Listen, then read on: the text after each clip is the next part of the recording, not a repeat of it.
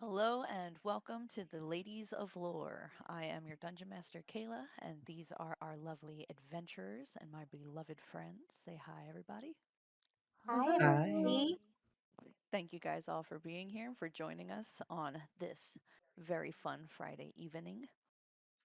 We are looking forward to bringing you into the throes of combat this evening, which is a little bit more of a step away from our RP heavy kind of thing. We're going to be jumping kind of straight into the maze. So, I will pass it over to Emily for a recap, just so that way, if you had missed last episode, you can kind of follow up with us. Other than that, we don't have any other announcements. So, Emily, you can take it away. All right, so last time we started with Lova, Kit, and Umbriel in Kit's room where they were confronting Azrael. And Kit was very upset. Lova was like, hey, let me kill this dude. But Umbriel hugged Kit and they de escalated the situation. And as he left, then the robot guards grabbed Dahlia and Manya and brought us over to Kit's room to collect the others and take us to a private chamber that the Divine Family had set up for us. Marisol stayed hidden the entire time and snuck around the side of the castle to meet us over there, and Umbriel stone shaped a door to bring her in. Uh, Dahlia and Manya had a conversation where Manya said she'd forgive Dahlia after she apologized if she gave her a kiss and owed her a favor. And Dahlia kissed her on the cheek as a way to trick her a little bit and agreed to the favor. When we got into the room, the goddess, Aerith, she was an image in the fireplace watching over us. And what's her name? Verena was there as well to warn us about the maze in the morning. Um, After they left, uh, Mari gathered the group to do a conversation to tell us to see if we all wanted to group up with each other in the morning and work together in the maze, which everyone tentatively agreed to. And then we all went our separate ways for bed. And that is kind of where we will pick up. You guys begin your day. You wake up in the chamber. Uh, Many of you sprawled out on the carpet in front of a fireplace, huddled together in somewhat of a cuddle puddle. Those of you who are more reserved, tucked in your own beds and places.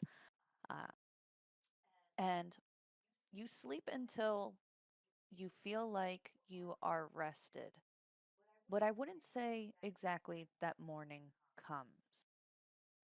As you awaken these beds, you open your eyes and you see the same coloration out of the window as you saw when you had originally gone to sleep.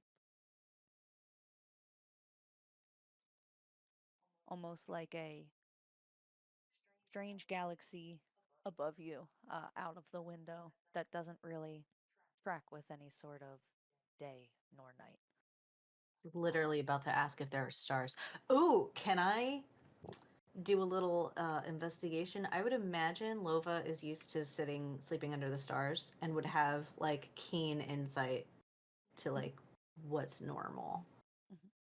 Okay, so I'm going to strip the cuddle puddle off of me Hmm. and hold on.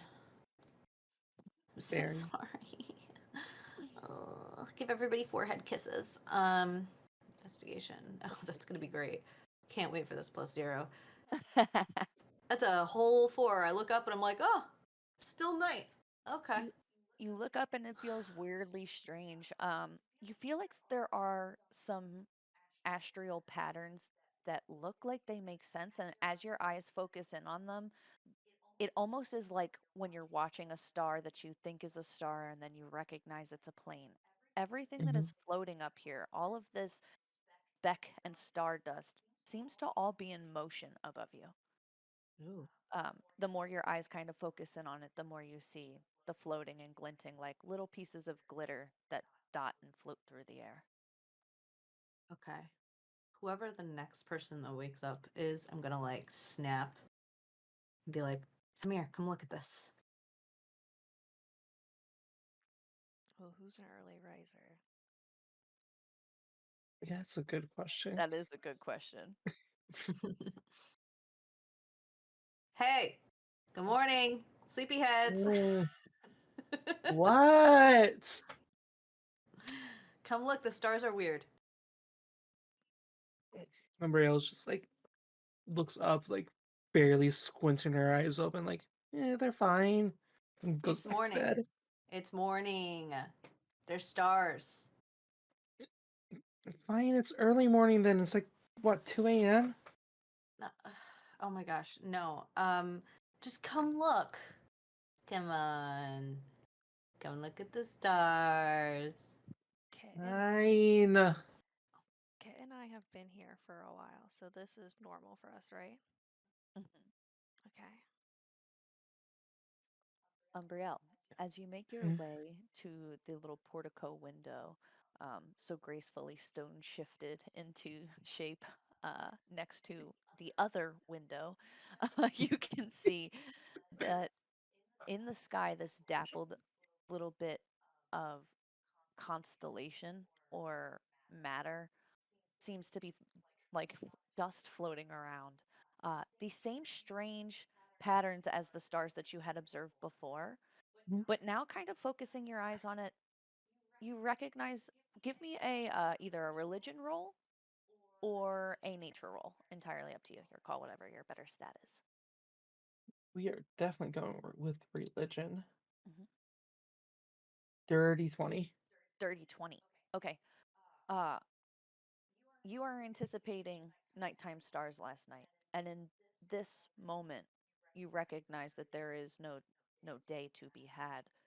Your eyes focus in and realize that those are not stars, but little shimmering, glinting pieces of soul matter. Little tethers We're as you like, look at the ocean beneath this rocky precipice. You see the souls that slap up onto the waves of the rocks, kind of clawing at the stone face as they flap up and then recede. And as you focus your eyes, you can recognize that these look like these swirling clouds of multiple soul matter. Here, everything is in transit.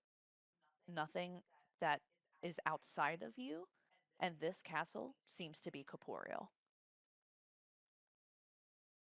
I'm Weird, gonna right? relate it. Yeah, I would say it was a weird star if it was a star, but it's not a star. What? Yeah, it's not a star. Like they're like little soul matter thingamabobbers. Like what? Yeah, So there's souls just floating around up there? yeah, they're like little soul tethers, and they're souls. They're not Af- stars. After pointing it out, you focus your eyes, and Loven, you can see it like wisps of cotton candy, these half pieces of human. They're not even full faces or bodies. They're amalgamations of soul muck. Nothing that's really totally a human or totally a full shape comes out of this. It's almost like cotton candy wisps of people kind of Smash. fading in and out. Melt in your mouth, melt in your hand. Oh shit. Yeah, Lova kind of like shudders, like this is really fucking weird for her. Um, okay.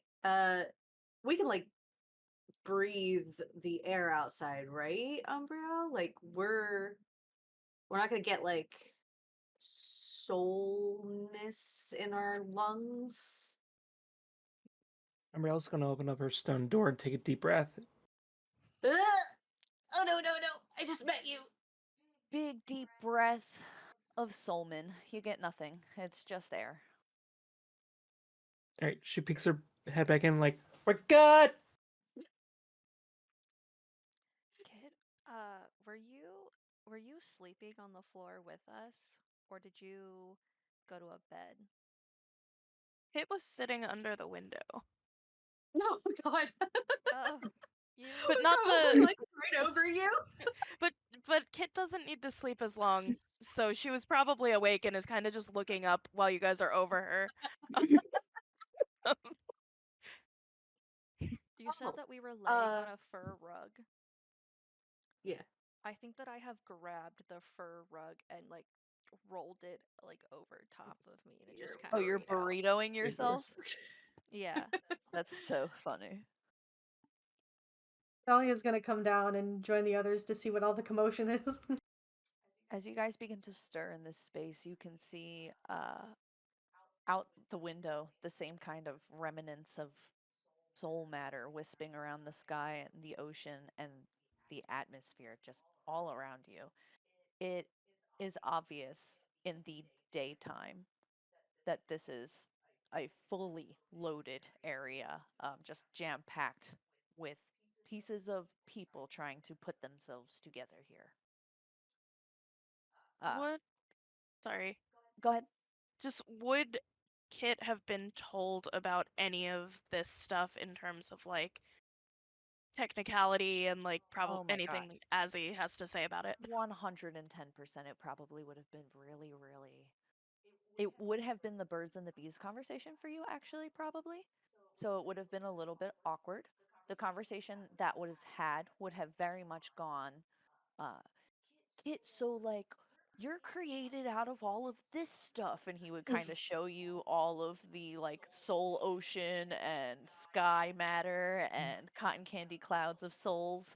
And would be like, and what we did is we and over explained to the highest like engineer degree uh the manufacturing of condensing that kind of stuff, that kind of soul matter into a usable physical, changing its matter entirely into a usable physical form as an energy source, which made you who you are. Incredible. And that there's no one else in the world like you. What's everybody looking at? Ah, sorry. I like take a generous step back. Um, the weird air, the stars, the soul air. Yeah. That's what about it? That's normal. Yes. Is it not normal where you're from? Mm, No, we just have, you know, air. Usually Oh, I'm burying people in the ground, not watching the souls float around.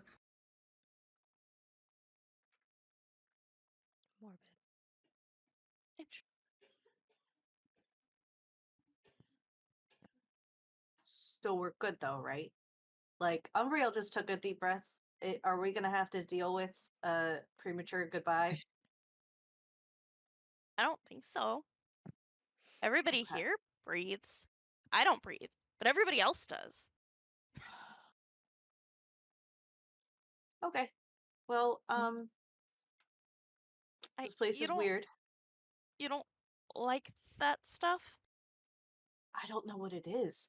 Who is it? It could be anybody just inside of me? Ooh.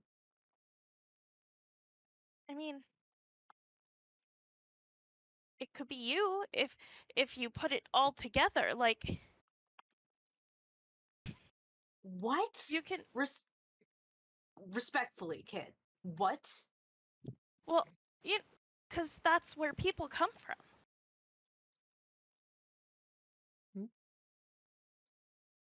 Oh At least that's no. where I come from. Is someone gonna have to tell her where people actually come from? maybe. I don't know. What do you mean, sweetie?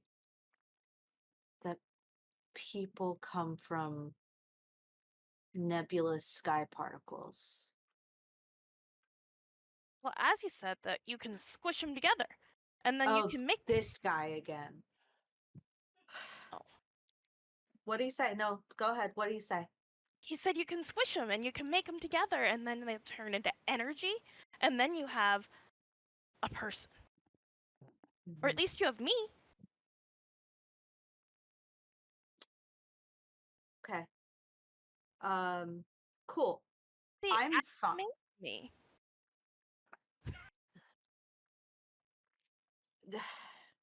I can't explain. I can't do this to. You hear this gigantic boom, boom, boom, boom, boom, boom, boom, boom, boom, boom, boom, knock on the door. Almost excessive amount. A long pause.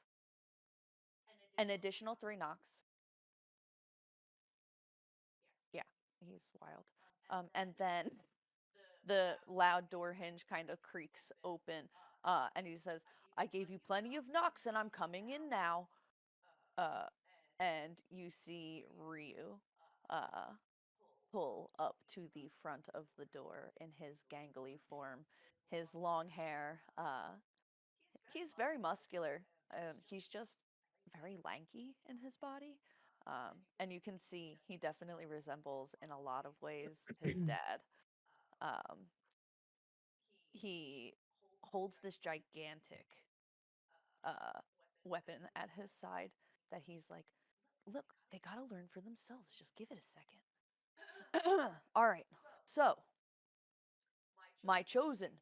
And he points over to Lova and he's like, "Come, we have to discuss something real quick." Is this my wait? I know it wasn't there the day that became. Yes. Is it okay? So is this the first time? This is the goofy boy who picked you. Is this the first time I'm actually gonna have a conversation with him, or have I had like a conversation You've with him had yet? very light interjections with him, but I didn't want to Okay. give Lova her whole steam. Okay, okay. Lova goes and turns, and as she's walking backwards to everybody, she says, "Somebody explain to kids about how we are created, please." Like, loud enough that Kit could definitely hear, but like, I'll back up and like, okay, let's go. He's just And gonna nose throw. goes. Oh. You look up to the rafter and you see that Mari is standing at the top. She's just been listening this whole time and she's staring down as if she knew that was going to happen. Finger on her nose. You also see, as they begin to walk away, this a little bit of a smirk, but eyes trained on where Lova is going, double checking to make sure that she is not too far out of eyeline. You see that Ryu pulls you over and does a incredibly loud whisper, like he's trying to whisper, but maybe is not doing a great job at it. And he's like, "Listen, we know you're gonna win. We are sure of it. So, here's what I'm gonna do. I'm gonna make you an offer you literally can't refuse. Do I you could wanna? actually refuse it though if I wanted to, right? No. Why Oh, would you wouldn't? You would never. You would never refuse. She wouldn't refuse you, baby. I promise she wouldn't refuse you. what? What? Okay, What I'm what's gonna the tell you right now is that you have the chance of a lifetime to take the love of my life with you on an adventure. She's sick of the castle. She doesn't want to be here anymore. She literally can't take it. Do you? Would you? Could you have fun with another lady? uh what is this a trick question? I like kind of like reach for my sword like No, no, no, no, no. The whole I don't need yours. It would just be a loner. You see, he stands and he kind of does a little bit of almost like a proud dad stance. And he begins to agree with himself. You just see him going, did you just call her a loner? "What? No, no. I'm saying she's she's a loner, but she's not like a. She, we're both loners, but we have each other. What do I need to do exactly with her? Well, put her to good use. Don't hit her against anything that's too, strong because it's just not nice. She doesn't like that, and I don't like when she gets those little divots in her. And also give her her, you know, give her her quench her thirst. That's all. What is her? And he pulls from his side. I said it was an axe before, right? I think so, yeah. I'm like 90% sure I said it was an axe. Yeah. Yeah. If it's not an axe, whatever. Get at me in It the is comments. now. Yeah. Yeah. Fight me. He pulls the axe from his hip. Um, it's not like a super heavy one as he passes it to you. But before he hands it over, he gives it a sweet little kiss and then passes you the axe. Just kissing the handle ever so gently. Nothing weird about it. It's normal. Totally normal. Totally. I also kiss my swords. Yep. I like purposely like I take like my sleeve and I like hold like wrap around the like to miss where his mouth was like Uh-huh. okay. Question. Does your skin make contact with the axe? The left one does for sure. Okay. Sick. Uh, as you do, you grab onto the top of it, and she says, "Do you accept me?" Ah! What? Oh, What? just please say you do. I'm so Ugh. drastically bored. Oh, it talks. She talks. And he just Ugh. he's just standing there like, yeah. Ugh. Does she talk all the time? You're not gonna talk while I'm fighting, are you? Does she talk all the time? Oh, you don't like a little noise? What? You're asking questions weird. Um, I I've never had a talking axe before. I don't know how I feel about it. It could be distracting. I kind of get in my mode when I'm fighting. I don't really like a whole lot of distractions. So if I had like this woman's voice say like talk to me in that weirdly titillating cat Oh, I'm call. sorry. Is this gonna be? I don't know. I might actually have to refuse. Like, I don't understand. No, please don't. I absolutely cannot stay here for one more moment. Okay, you just gotta, like, if I'm, like, in the middle of something, like, you gotta let me cook. I can't. I can't be talking while I'm fighting. That's kind of how I ended up here in the first place. Okay, yeah. Let's say you just give it a shot. Let's try it together. Okay. Excellent. You see he like nods to himself and he's like, "Oh, yeah, you guys are No. gonna absolutely crush this." Respectfully, you're really, really into this. Okay. Thank you. He makes eyes at the axe before walking away and walks out of the door just as Verena walks in. All right, fuckers, pack up. Let's go. Okay, you're a lot nicer. I'll say that as I like turn to walk back in to join the others. Uh, I got a talking axe. You're just gonna tell What? people outright? Yeah. Oh, great. We Uh, were we were all there when Aerith said no, right? what do you mean? Aerith very much told Azeroth not to give that axe away in the garden. She told Ryu Ryu, not to? Ryu. Or it was like Yeah. at the feast, at the dinner, or whatever. We were all Uh-huh. there. Okay. I am fairly sure that she did say that he wasn't allowed to help in any big way, and he threw a little bit of a temper tantrum. It seems as if he is like snuck snuck in some big way. Loba doesn't know that though, right? Lova was at the feast, so potentially speaking. That being said, if you do not have a hero's feast marked off on your thing, mark it off on your thing because you guys had a Okay. hero's feast. Okay. Then if I was there for that and I don't remember that, then I would not Lova would not have said that there was a talking axe. Okay. But in every other case, if She this was not absolutely would spoken, have. yeah. Yeah. So I just like kind of awkwardly like Walk back put in. yeah. Okay.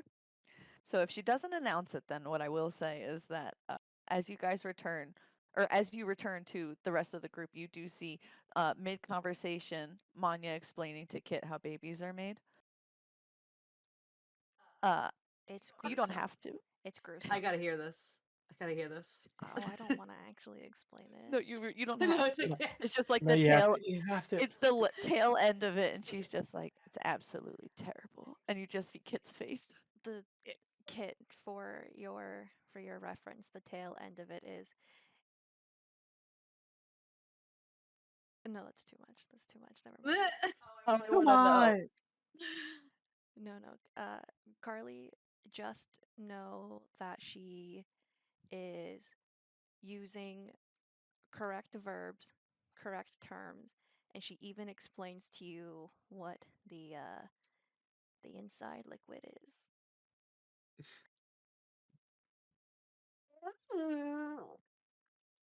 It doesn't have a lot in the way of facial expression because that's just not how she's built, but she does blink several times and otherwise does not move. And then a baby is born, and I am pretty sure that you were not made that way. You were probably with like a hammer or something, probably. Well, I told you guys I was made when you take all of the stuff and you squish it. Oh yes, yes, Mhm. completely I don't know. understood. I don't know the rest of it. Right, of course. I mean, why would you? You wouldn't have been there technically. Yeah. Are robots getting made? Or whatever. What would I call them in this world? The They are automatons or robots or but to be fair, there's like a element of Kit that looks nothing like robot. There's almost like this like porcelain plating over top of all of her mechanical parts. So she's almost like a some weird gilded robot or automaton. It's difficult to make sense of. As you have you said, I seen was made different from the rest of them. I'm built different.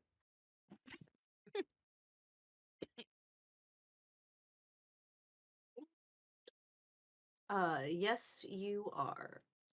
Absolutely. Hey Kit, why do they have so many of these Aormatons running around? Why? Yeah, They why did he make so many? Why are they all why is there so many guards around here? it's a Ooh. castle. You can Yeah, but roll you can also roll an intelligence check, Kit, to just see if you have that knowledge on hand. Like if you had heard something around the hallways or anything that might have been like a little secret slip up because the family was a little less guarded around you. yeah, 4. it's a castle, but who's attacking? Who are they guarding from? I got a 4. A 4. Okay. I would say the basis of your knowledge in this is that there are many levels of hell, is what you've been told, and that there is a thin barrier that keeps them all separate. And that it is non permissible for people to travel between those layers unless you have some sort of like pilgrimage or permit to do so. That being said, it is another situation entirely if they choose to raid each other. So there are wars that often happen at the borderlines, and that is how it has been described to you. So a fortified army is necessary for any kingdom, is kind of the rhetoric that you've been told. Sometimes there's war. Isn't that how it is everywhere? they have to fight. And Oh, some okay. That and tracks. sometimes there isn't a war and the castle still has guards. I mean, have you not seen many castles? Actually, no. And they're gods. Like, shouldn't they just be able to, smite someone on sight? I don't know. I don't really believe in gods. You've met them and you don't believe in them? No. What do you think they are then? Well, I guess gods, but that doesn't mean I believe in them. Oh, Like okay. a Not believe, disappointed father kind of way. you believe they exist, you just don't give a shit about them. Oh, yes, perhaps that is more appropriate. Okay.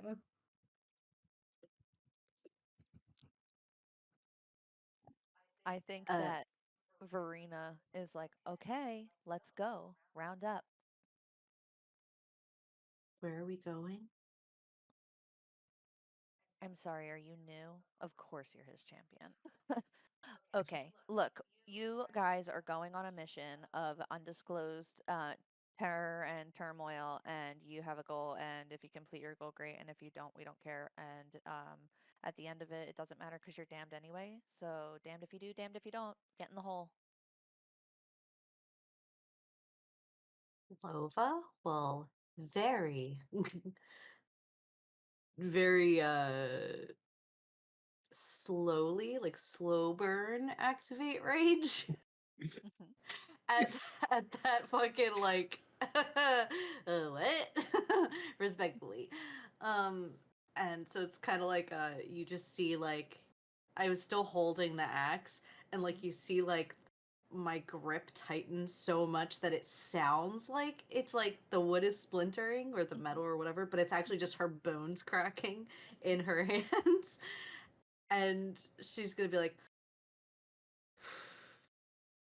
okay, nope, all right, get in the hole. Yep, everybody get in the hole. As you squeeze, you hear, ooh, I like it. Oh gosh. Okay. Okay, everybody get in the hole. Uh, your rage kind of seething in the back, disrupted ever so slightly by the whispering. Did she identify her name to you yet? Did Oh did I no. identify the name to you yet? No, she's just her, No, which I'm fine with. Kit identified it. I'm Kid pretty sure. identified her Already? name. Didn't you? When we were trying to go to Aerith's room? I Oh, don't you're talking remember. about Verena. Are you talking about the sword name? Yeah. Yeah, Oh I yeah, was yeah. confused about that too. Okay. My bad. Yeah, the axe. No, I was she is just confused. her. Okay. Capital Wonderful. H. Wonderful. Oh, I love her. Um, you are led to what looks like a well that sits in the ground here, in the middle of the garden area. This almost purple like ichor resides on the inside. And as you kind of peer down into the depths and your eyes focus onto it, you all surrounding around the entirety of it, looking down into the hole respectively.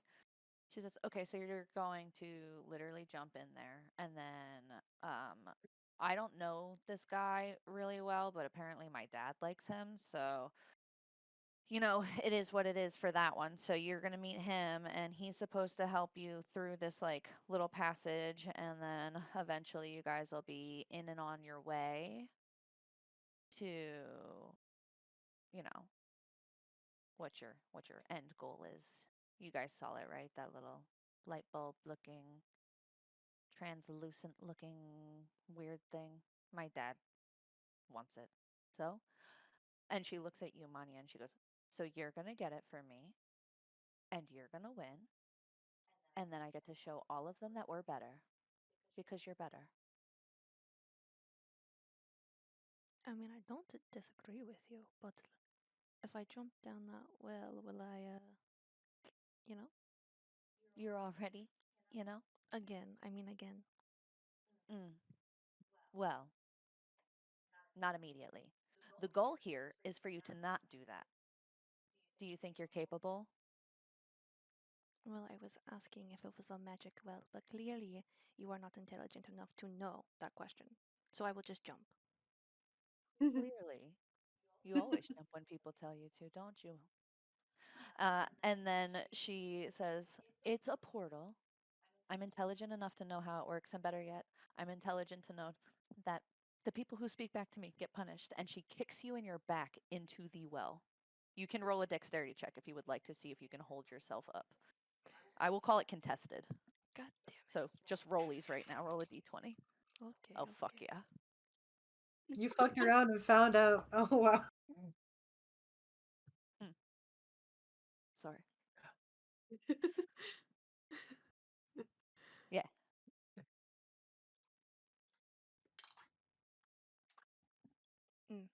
I got a 10. a 10. Mm. Mhm. I rolled a 17. So, Oh, great. and you know she's got that ridiculous dex. So, She does. uh, almost without even trying to lift her hip up. It's almost like it takes no effort. This bitch Chun Lees you in the back of your shoulder blades, and you fall forward with such a velocity that you are ass over tea kettle, the first one through the portal. And then she looks over at everyone else and says, "Better get in there before she fucks it up, I guess."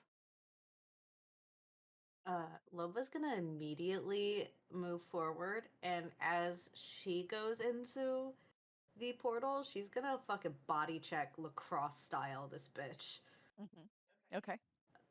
Roll me a dexterity check. We'll count this as contested rollies too. You Okay. have advantage on that, I think, because you did say you were raging right Thank before this. God. So, I'll take a 19. oh, a 19. Okay. Yeah. She rolled literally an 18 on the die. So, what I will say is you go to body check her. I won't make it so you fall. But you bump up against her and you are expecting that you are going to put her on her ass because you know your strength and you know your size. Mhm. And she feng shui's that shit in a way that just almost like a body pass off of you and smacks you in the ass before you go into the well. Oh God, she's so humiliated. Loma's gonna curse as she goes in, and all you hear is "You motherfucker" to the portal. So you definitely hit her, but she definitely gets you on that like little tap. Fuck. Okay. Yeah. Dahlia's gonna grab her holy symbol that her necklace and just kind of say a quick prayer, just like please guide me in this, and jump in. Oh, wonderful.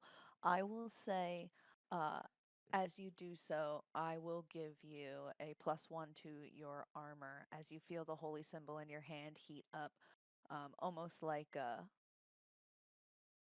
trickster goddess said no one's allowed else to help, but of course, why not her? So you jump Awesome. in and you feel that warmth take over you, this almost burning sensation in your chest as it heats up. You said +1. +1 to your armor, your AC.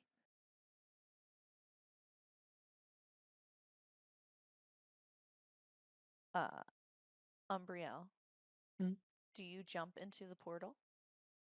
Oh yeah, no, she's diving in head first. Excellent. As you do, uh, you see right before you hit this black tar, this shimmer of light pink kind of out of the corner of your eye. It almost looks like this, like a cupcake with glitter spray.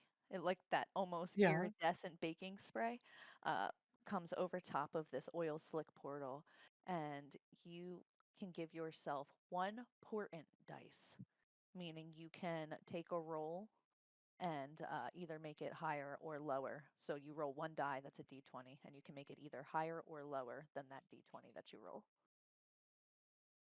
So, Okay. and you can So I assign that to yourself as as an automatic success, or you can assign it to somebody else as an automatic failure. Ooh, Mhm. nice. And I just hold on to that. That's not like I have to make that decision now. Nope, You just roll it and keep that number written down on your character sheet somewhere that you have rolled Okay. that dice, and that's going to be the number that you go for.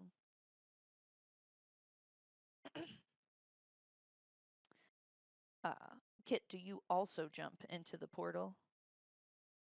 Um, yes. I think that when Lova went to shove Verena, Kit would have probably, on impulse, tried to, like, get between. I don't think she would have made it in time to, like, affect anything. But Mhm. after that, she'd just be standing between Verena and everyone else until everyone else jumped in. And Okay. then after the last person went, she would go in and she would say to Verena, I wish that everyone would stop fighting. And then she would just leave. I think as you say that to her, she gives you like she's not a tender person, so it's not like a nice pat on the back. It's a like tap tap. Half a Uh, push into the portal. yeah. And it is definitely nice for her, but not that nice. Um, and you begin to kind of fumble through this portal as well. Um, you all feel the rush of like a warm air. I don't know if you've ever hopped off of an airplane in a climate that's much hotter than the one that you had left, but it automatically feels like this is a sweltering heat as you zip through this black sludging tunnel. It almost looks like if you stare at an oil puddle and you can see the chromatics of the oil slick wisping around you. And in a moment's notice, it gets freezing cold. The feeling of damp and wet and filth, kind of like that grimy, sweaty feeling, overtakes your entirety of your body. Uh, you all find yourself uh, landing in the stone, a dusty stone floor, um, out of this gigantic fireplace. So the room itself is illuminated by this huge, it's almost about 6 or 7 feet tall, the mantle. It is gigantic. And as you all fall through and land on the stone floor, you kind of skid in the dust displacing as you all arrive. Um, this room does look traversed, but I think the amount of people that are fumbling through here is a much bigger space than is normally utilized. And so as you guys clamber through, you can see a series of trunks, a teleportation circle that is right in front of this fireplace, and it looks like two gigantic statues on either side of the fireplace, um, with huge scaled chests, these big finned-eared dragons You, carved from stone on either side. you guys see Manya just like rubbing the back of her head. I have never jumped when someone said to.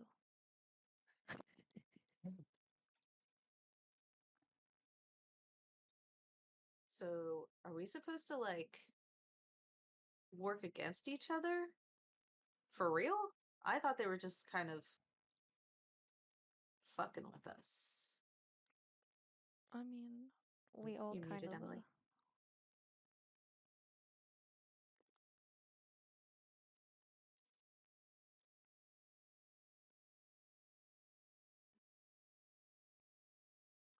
I think you're What? still muted. What? Emily. Oh, can you hear me? Okay, sorry. Yeah. No, my thing went crazy, and I was trying to get it back. I wasn't saying anything. That was just me going like, Oh, "Oh shit, Okay. Oh, sorry. oh. Well, I'm good. I'm here." I think we all agreed to work together, but if you don't want to, I suppose that we don't No, have no, no, to. I do. I do want to work together. I just want to make sure that that bitch up there wasn't like thinking she was going to have us, turn against each other. Oh no, I think that she just wants to make sure that at least I grab the whatever light bulb thing she said. Oh. think Verena just likes watching people fight. Probably. I think reward was to get to stay with them or stay in the circus, and the consequence of not winning is somewhere out here. Well, I think if we win, we get a choice. Apparently. Oh, the choice? Okay. Hmm. And then if we Player knowledge wise, just so everyone is clear, you get the choice to do life over. It is not just the choice of remaining in the circus. It is the choice to do life again. How would you like to do it all over, do it all again, and get Mm. to experience it for the first time all over again? So that is the potential reward here. The consequence is that you can, if you die, stay and return and remain in the circus, or you have the same choice as everybody else. You can decide to go lower into the hell, or you can decide to stay with where you're at.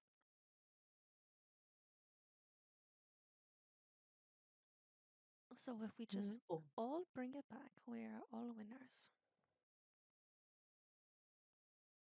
I'm sure your goddess wouldn't agree to that, but we'll see. I don't have one. Well, I'm just saying the one that's like Mhm. assigned you in the greater scheme of things right now. Oh, well, she's disagreeable. You see Mari lands perfectly on her feet, Mm.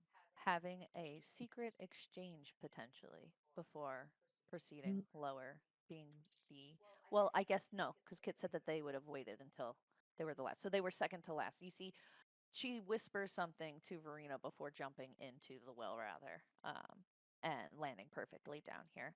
And as she pushes herself kind of off of the wall from where she was standing, she says, so are we just not going to be quiet and sneak through this? Do we all think that there's no safety and security measures that we should be taking? I mean, isn't that why? Isn't that why I'm here? Right? Eh? Sure. That Yeah. is Safety and security? that is You're exactly why probably you're fine. here. Like, I can help be a little bit sneakier for whoever needs it. Oh, you see, she throws up her hands and says, I don't need any help, thank you. I think you've seen what I can do. And she steps backwards and totally dissipates into shadow. She is unrecognizable. She's not there. So, like, are your arms actually named that? Can we touch and find out? No, I mean, if you want to, they're not. It was just a joke. Mm. Stealth is my middle name. That's also a joke. mhm. It's okay, it's okay. You've ruined it. Oh, Wow. You're still cute, huh. don't worry. Eh. Does it really matter? We're all dead, so. I mean, I would like it to still matter.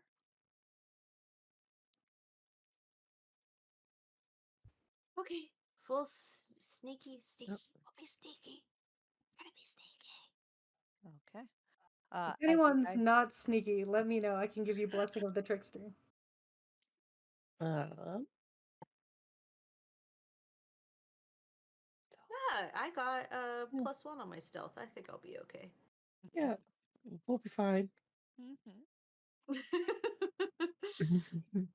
I'm not even wearing plate mail. You're fine. uh, Nah, not even. as you guys are talking, you see in the doorway, to the right hand side of where this chamber is, this big kind of wooden, maybe oak or some sort of big hardwood. These you can see the wood grain in it is insane. It must have been a tree that was like 3 men around. And you see this heavy ass door on iron hinges. begin to creak open. Well, start sneaking. Yeah, I'm gonna like kind of back into a shadowy area if I can. Okay. You see the camera zoom in on a big, scaly, cracked hand, these gigantic claws kind of hanging off of the sides of them. The nail bed all caked with some sort of grime or dirt. Um, as it pushes through the door, you see the scales continuing all the way up the arm. It is a blue dragonborn making their way through this door. They stand gigantic, even hunched over. They are as big, if not bigger, than Lova. And they hold an impossibly small pigeon in their hand. Is it the same dragonborn we saw in that vision Aerith showed us? Yes, it is. Oh, that's the Nice nice one. catch. As they walk in, you see they jump back a little bit, absolutely razzled by your arrival. Um, and they say, "Oh, I thought you were a mummy. Glad you're not a mummy. They must have sent you." And he smiles this big, toothy smile. You can see there are many teeth that he has that are missing, almost like the whole back row of like they have been removed in some way on both sides. So he is only fanged in the very frontmost portion of his mouth. Uh, he wears these big wizard robes that hang off of his body. And from it, you can see there's absolutely covered in bird shit. Um, and he is like, "Oh, I wasn't expecting company." And he waves his hand over top of his chest, and all of the like feathers and debris kind of flake off and just wither into the dust that's swirling around the room. It smells like a bird cage in here. Uh, and as you guys look up, as he kind of lifts his hand, you can see dozens of pigeons in the rafters here. Um, However, anybody who has, well, why doesn't everyone just roll me a insight check real quick to get the vibe of this guy? Okay. Good old +0 with my insight. Mine is an That's a 18. 12. That wand. Ooh, wow, me too. Oh my goodness. 17. 17. Yeah. Uh, I would say Manya and Dahlia, you trust with your whole heart this guy. You can tell if he was going to hurt you, it would have not been this warm of a welcome. And also, there's something about the fact of the way that he's like cradling the pigeon and nurturing it. As he lifts it up, you can see there's like delicate care to the way that like he, even with these big, scaly, gross hands, is so delicate. And as he lifts his hand, you can see there's only 3 fingers on the one hand.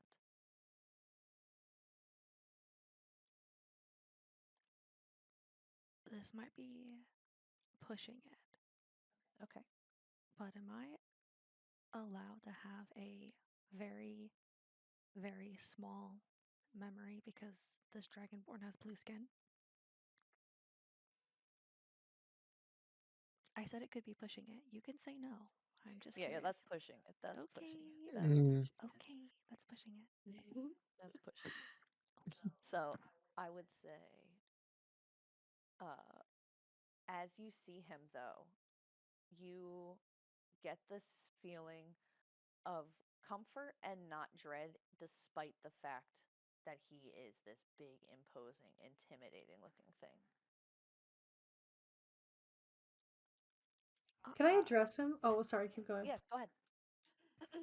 I just want to ask him, are you who the royal family sent us to meet to get us through the passage? He holds one of his 3 scaly fingers up to his lips, and he says, "Don't talk about it. You'll get us all in trouble." And he gives you this like pop-eyed look, where his eyes grow kind of wild.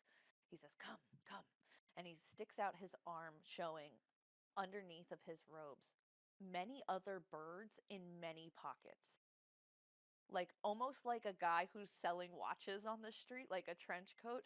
He just has all of these little doves and pigeons like tucked in these individual cubby hole. Like if you had a shoe rack on the back of your door where you hang all the shoes, he's got one of those in the inside of his cloak, and it has multiple pigeons, maybe 5 to 10. Wow. We took a portal to New York City, guys. We did. As you Gosh. walk out of this cooped up room, this outwardly spiraling tower, as you look up, with rafters full of different types of birds, he walks you into a beautiful study, absolutely stunning, with huge gigantic bookshelves and books all over the floors and books all over the tables and books underneath parts of the chair to keep the chair and the table level, and Mhm. books everywhere, and all of these crazy drawings scattered all over his desk in regards to machinery that looks more advanced than most things that you had seen. uh, Mm. Anybody who walks by the desk and wants to take this in, feel free to roll me a investigation check or an arcana check, either or. I got a 16. 16, 18. 18. So if you are rolling higher than, I would say a 16 would still cut it. That's fine. So anything higher than a 15 would garnish the following information, which is that these are mechanical parts that look like they have drawings of emotions next to them. So some sort of like almost like if you've ever seen a therapy chart where they're like, move this to your mood today. It Mm. looks like gears and some sort of bar graph, and then an additional like happy face, sad face, something that looks like it's crying. So a Mm. little bit difficult to figure out what it says unless you read Dragonborn. Does anybody here speak Draconic? Ooh, I think I do. Oh, wait, no, that's a different Nope. character. I Nope, do. I don't. Hell yeah. No, you don't. Do you really? Yeah. Radical. Okay. Looking at this paperwork, it definitely correlates with the imagery that's being shown. It is a bunch of high intelligence jargon about the effect of moods and torture and the way that that affects the overall energy productivity and battery life of the machine.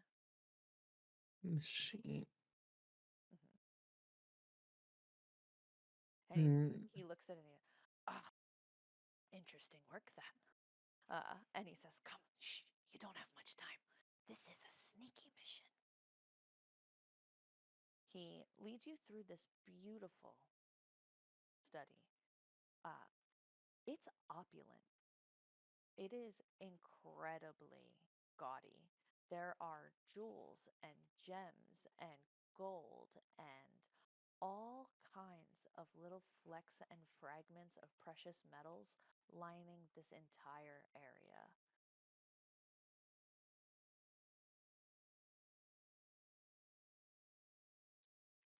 He leads you through quickly, quietly, and you enter into a vast open chamber, a series of steps leading up, a series of steps leading down, and multiple stone doors that exit into different areas and rooms.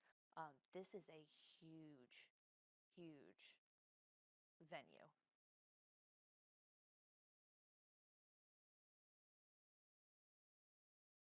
Yes, I was just about to ask you that. I am utilizing a map that Dyson Logos made, and it is an awesome map. So I've put some stuff in there. Oh yeah, For now. brother. I am going to put it up. The players wouldn't see this exactly, but just so that way you know where the area is, you are in the centermost circular chamber.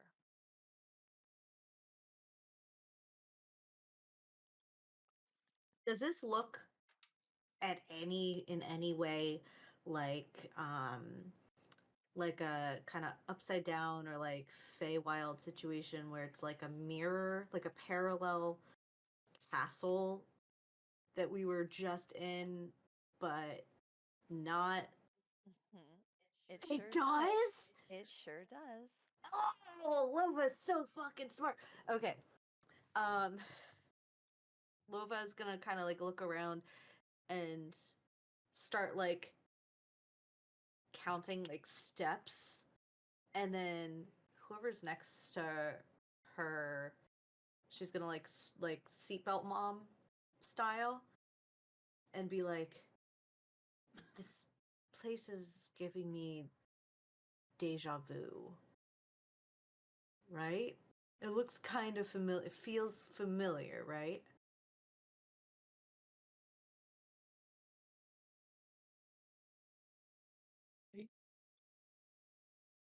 I suppose. I guess.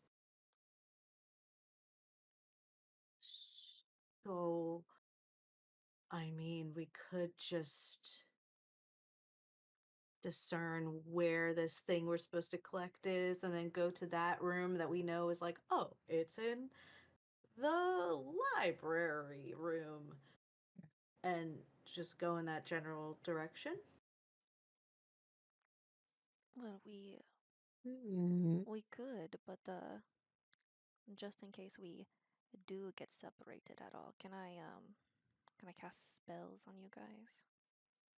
He looks at you all and he says, "And just so you know, I was never here."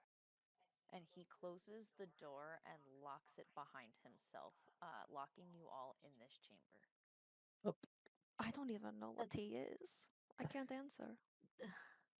That's totally trustworthy and not ominous at all. Kit, you live in the real castle, so I would say you should help us navigate this one.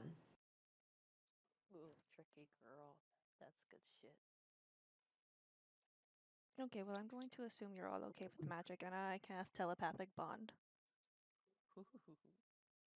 ooh. What does it do? Oh, I'm so jealous of the mug. Rest in peace. So I can cast it on 8 willing creatures, and we can, Mhm. if we get separated, it's essentially like we can speak into each other's minds. Cool. Cool. Gosh. Is there a limit for distance? No, Cool. I don't think. Is it just anything we think, or is it like we have to like think what we're wanting? Honestly, I think Because it's funnier if it's anything you think, Yeah. so... Yeah, me too. Funnier if it's everything you think. okay. So, Lova absolutely has no filter in her so head. yeah, I would ask that you all truly think your most unfiltered thoughts out loud to each other. Because if it's telepathic bond like that, that shit is hilarious to me. That's why Y'all I just do hear it. the Me theme song in the background, and that's Kit. I was gonna say, who has the elevator music going? Girl from Ipanema's in the background. I imagine that casting the spell in my brain kind of feels like a brain zap when you're getting off of antidepressant medication. So I'm going to take that little vibration. Be like, oof. Manya, describe what your spells look like. Okay. So, I guess for this one, you're all going to see like a black smoke that has like specks of like purple, so it's kind of like a really really dark galaxy, and it like goes through your guys' ears. Like it goes through one ear, out the Mhm. other person's ear, and then it goes to the other person, and each ear that it goes through, you guys get little specks of like ink that like go down your cheek. So I have like Dahlia brain juice in my brain now. It's your inside juices. It's your inside liquid.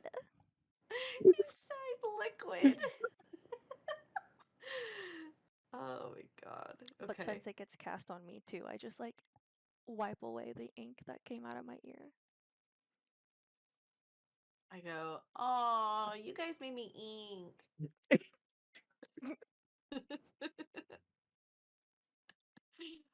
Sorry, it's just the effect I have on people.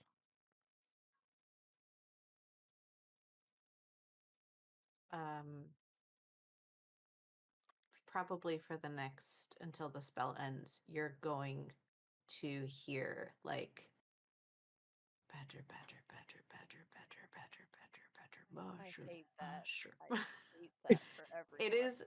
It's just echolalia in Lova's head, so that's all you guys are gonna get. Besides what else I share with you. It's amazing. Gosh. You're all going to hear in your head immediately already. I already regret this. She just drops the spell. She just. She won't. She regrets it. So, around you, you have the door that is locked behind you. Immediately, one door to your left. You have two doors that are a little bit further in front of you, and the staircase up and the staircase down. You do have time to gather your thoughts. I'm not rushing you. I am just letting you know the scenery and the layout in case you choose to explore further. Also, When we saw the vision of where that light bulb thing was, what did that space look like that it was being held in? A totally darkened interior chamber. Uh, the entirety of it was illuminated strictly from this like almost light fixture type light bulb. Um, it is it was super dark and it was essentially through his own eyes. So it was like if you were peering down into like a lighted tank or some sort of like glass case with a light bulb in it. Okay, we couldn't see any of the like the periphery. It was just like a No, it was focused just a in. overtap. Yep. also, babes, the Yes. map is linked in the Discord channel if you want to pull it up. Like if you guys want to have a visual. So you can say, I want to go this way. Cool, cool, cool, cool, cool. Okay. That's I feel like visual aids are imperative for people who have ADHD or any kind of neurodivergence. So I feel like maps are kind of I don't need to play with a battle map, but I'm totally down to show a map to make the Mhm. space more lively. Nice. Got it. Okay. We're in the biggin in the middle. Yeah, the big centermost portion. Yes. Okay. Or- Cool. Okay. What door did he leave and lock behind him? At the very bottom of the staircase, that door that is immediately behind the circle. So you would be popping in with two doors in front of you, essentially, and then one off to the side. Ah. Okay. Okay. Okay. So those Okay. top two rooms, if you are Mhm. orienting the map with the C-shaped room at the top, Yeah. if you look, those two rooms are shut off. The first room, that C-shaped room, that was the pigeon room. The next room was Got it. the gilded Okay. area. Cool. Cool. Cool. Cool. Cool. Got it. Okay. All right. Well, Mm, thank- anybody have like a magical locate object spell that they can? I can do that. Oh, you are brilliant. And I'll go ahead and cast that and I'll try to focus on the memory of the object. Okay, other GMs and people who are intelligent in this regard. If an item is kept in a lead area, it can't be scryed on, right? I don't know D&D rules. Yeah. I'm 90% positive. that the way that it works is that if the room is like an anti-magic lead room, Yeah, that makes sense. Yeah. that you cannot get into getting Mhm. like that object. So It wouldn't even work because it says I have to see it up close within 30 feet. So that was a yeah, waste of a so spell. you try to do it and you focus in on it and you just feel like you have the picture of it in your mind of what it looked like, and for some reason as you try and extend your magic out, it just feels like there's this black cloud around it. Like there's no way that you can see the illumination. Okay. Um, no, I can't sense it around us. It feels like there's almost a block on it. Okay. Okay. So it has to be. It has to be here. It exists. We just can't find it. All right. Guess Well, we just. if it's an upside castle, I mean, Kit, you saw the same vision as us. Do you know what room that could potentially be?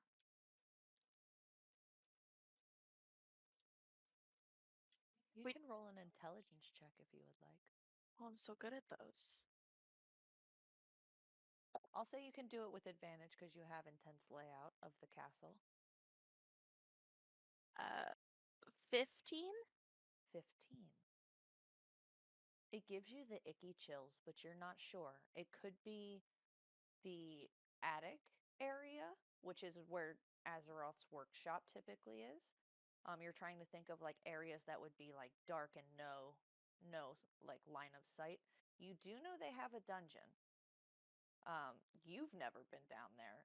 They typically only keep a certain select few people in their home dungeon. I don't want to go to either of those places. I think you would hear all of this going through her head through the bond if you're really hearing everything. It'd be like, well, that could be Azzy's room, but I don't want to go there. And it could be the dungeon, but I don't want to go there. I think Oh that dear. going forward, Manya is probably speaking to everyone in their head. So unless I specify that it's outside of a head, it's all in the heads. I'll say, as a general rule of thumb, I'll presume you are communicating inside and quietly instead of outside where it would be loud. Unless you say out loud, blah, blah, blah, blah. So, which I don't put above any of y'all, to be honest. Except maybe Mari, because I feel like she's all about that stealth life. Well, Kit, technically, they're not here. So you could take us to any of those rooms and you would not see the people you don't want to.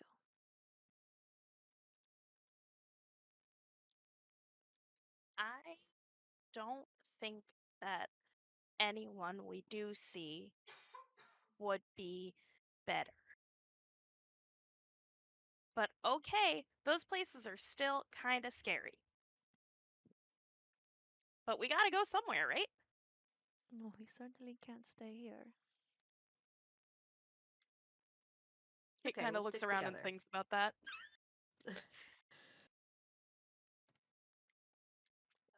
I'm gonna roll a survival check for Mari because this is also Mari's castle from her dimension. So let me see here what that's looking. Oh, Kit, please, it smells so bad in here. That's an 18, and that's an 18. Okay, so you see as almost instinctually, Mari glides across the stone floor in here and starts to make her way towards one of the doors that's in the backmost part of the chamber. Wait, before we all leave, do you guys want Pass Without a Trace? Yes. Yeah, Okay, I'll give go us ahead. buffs. I'll cast that. Okay, perfect. Also, just in case anyone didn't see in Discord, we have Heroes Feast, so roll 2d10s and add that to your HP. Okay. Oh yeah, forget about that. How many So pass people without a trace is +10 to dexterity stealth. for all of us? Or Ooh, For everybody, yeah. You get an automatic +10. nice. Fuck yeah. damn. And Okay. is that a +10 in addition to what we already have, or is that just a +10? Like it becomes a +10. No, it's a +10 in addition to what you already have. It's Got on it. top of. It's badass. Thank you. Hell yeah. No one's gonna see me ever. Mm. Yeah, Kit's disappearing. Mari's in a different world. She doesn't even play this game. She's in another game right now. Notice how she's not here? Me too. We love you, Allie. You guys do have to stay within 30 feet of me, though, to get that +10. Okay. Gotcha. So she instinctually starts to begin to walk forward, and as you extend the spell, she comes back a little bit and stays within your kind of close, but not too close of a proximity. She still begins to walk closer to the door at the farthest end of the hallway and starts to examine for a moment. Well, in my home, upstairs was bedrooms, downstairs was dungeon, one would presume. So I guess if you're looking for the attic, then you would go up, and if you're looking for the dungeon, well, we would go down. So we should probably go up that, right? And I'm gonna Mm. look at the staircase. I'm assuming this is like a spire kind of in the middle. Yeah, there's a big jutting kind of stalactite stalagmite situation from it dripping down into this open cavern, this big huge piece of natural rock face. Yeah. Well, I mean, where is Kit taking us? Are you taking us to the bedroom or are you taking us to the dungeon? I didn't know I was supposed to choose. Well, could you Well, kindly choose? Well, it could be either one. I hear what you're saying. I would like an answer of which one we're going to. From me. Yes, please. Kit, you can take 1 stress point. Oh gosh. oh, way to go. Sorry, Kit. I didn't mean that. I was being so nice about it. You were being so nice about it. However, It's if too you're a much person who pressure. hates to choose, yeah, that's a lot Yeah. of pressure. Also, because the person that speaks for her is not here, so I'm giving her independence. I It's a know. beautiful moment. It's stressful when you get independence for the first time after being separated from an abusive person. Even robots need to heal. It's healing. Hey, hey, Kit, is there a physical like tell when you're getting stressed if you take a stress point, or is it just completely like we don't know at all? That's up to A her. great question. I mean, I think that Kit would be visibly uncomfortable. Like, she's not exactly one for hiding her emotions. Mm.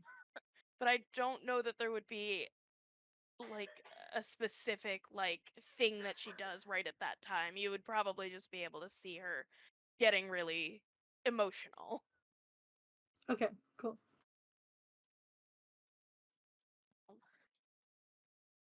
I I think that I've never been to the dungeon, so I think maybe we should go upstairs. But I don't want you to be mad at me if it's not where we are supposed to be. I We can never be promise. mad at you. Yes, none of us will get mad if it's not the right place. You tried your best, and that's what matters. I I think maybe we should go the way that I have gone before. That's very, very tactful. Very good military strategy. Yep. I like that idea. I think you would see Kit kind of like straighten up at that and be like, yeah, Oh strategy. yeah. Kit. Well, lead us upstairs. You begin to ascend the staircase then? I think Okay. that's where we're all going. Yeah. Yeah. Are you going to go to there's a door that is on like the first precipice, and then there's a secondary spiral that kind of goes off to the side. Which way would you like to go? Oh, I don't want to meta game it because this Yeah. one. Yeah. Yeah. Yeah. If we're going up, I'm gonna Well, vote. if Kit knows her way around the castle, she'd probably know at least some of how it's laid out. Yeah. And I think that she'd probably just be taking whatever route she's used to taking. Okay. Okay. Perfect. That Um, works out. So I will say you do walk up to the second kind of landing. So we will go to the chamber that looks like it is to the left-hand side that's above. It's almost L-shaped.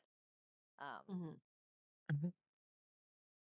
Are you just going to walk straight through the door? Are you guys all sneaking? How are you guys proceeding forward? Because this is very much a closed stone door right now.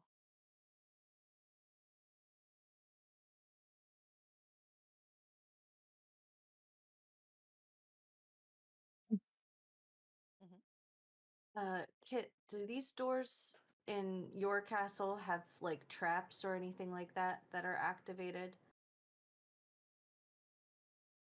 would I know that?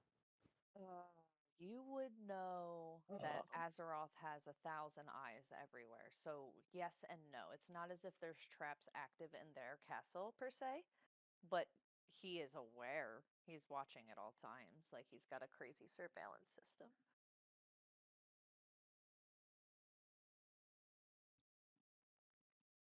Well, not exactly where I'm from, but it's kind of.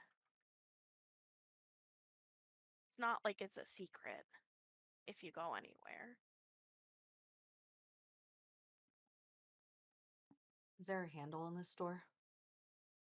Uh, as you look, it does not seem to have a handle. It just looks like kind of a big piece of stone that is movable. You can see there's big grooves in the ground here where it looks like it swings open and closed. It opens towards you. Oh, so I have to like Mm. kind of. You would have to, yep, you would have to pull at it. Mm. Cool. I don't trust that. Well, you're obviously the strongest one here. You said that you were our protection. You opened the door. Okay, I'm gonna take the. I'm gonna take the axe, and I'm going to kind of like hold it like blade it in, kind of like to crowbar it open so that Okay. I'm not touching it. Yeah. And I'm gonna you hear you hear in your head Lova's unfiltered thoughts saying like, "Okay, strong lady, help me out." And I'm gonna like try to like crowbar, like I'm gonna like push forward to open Yeah. the door. Uh, as you do, you all hear because Lova hears. Well, You're of welcome. course.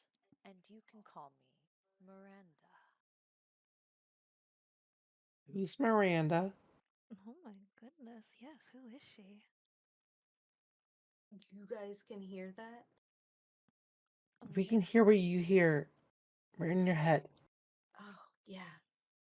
Fuck. Um, this is Miranda, and I like go like I'm like grunting. This is Miranda. Uh, roll me a strength check with advantage because Miranda is giving you advantage. Hell yeah. I'll take that first one. That's a 23. Oh wait, no, those are saves. Hold on. My bad. Hold on. Guys. Oh, boo. It's only a 14. A 14. Yeah. Uh, Mm. a 14. Or is it athletics check? Because my strength check is only a +3, my athletics is +7 because I'm proficient in it. Okay, if you want to put it into athletics, I'll say you can jump on that. We'll say we can retcon this to athletics. and you can jump on the back of the handle a little bit to put some girth into it. I And got back to 23. I'll take the nice. 23 again. Mm. For the sake of expediency, so we're not trapped in this room forever. Yeah, You yeah, yeah. push the fucking door open with the help of Miranda, as you kind of put your hip behind it to give it the extra bit of shove and momentum. You hear she goes, "Oh, thank you, strong lady." No, thank you. I like kind of put it back as I hold the door open. Uh, you push in and you see a pretty dark room. It is really, really dank in here. It smells like mildew and mold, and it looks like it has been undisturbed for an incredibly long time. Um, do you all just kind of pile in? Are you guys going straight through the door? How do you guys want to proceed forward? Is it in a straight line? Are you trying to go side by side? These door frames are big enough to walk into at a time because that's how gigantic these dragonborns that typically Mm. walk around this place are. I think Lova will want to go first through because I think she could take a punch. Um, so she'll probably be like, she'll go through by herself first to make sure, like, cross the threshold, but like keep it held open for everybody else in case it closes. Okay. Uh, you walk in and you are hit in the face with this smell. Uh, You continue to walk in a little bit more, and your eyes are having an impossible time adjusting in here. It is so dark. Do you have dark vision? Do I have dark vision? Do I have it? I don't think I do, but let me look. I don't know because I can't read my character sheet. I don't think I do. Okay, I don't know why I wouldn't. I'm not sure. I just am asking because I don't know. Well, I don't know. It doesn't say. Okay, you're a Goliath, so I know. that's probably why you don't. I don't have it either because of my Mm. race. Well, I Where figured would you maybe. find that on D&D Beyond? It is under feats and traits. Mm-hmm. Oh,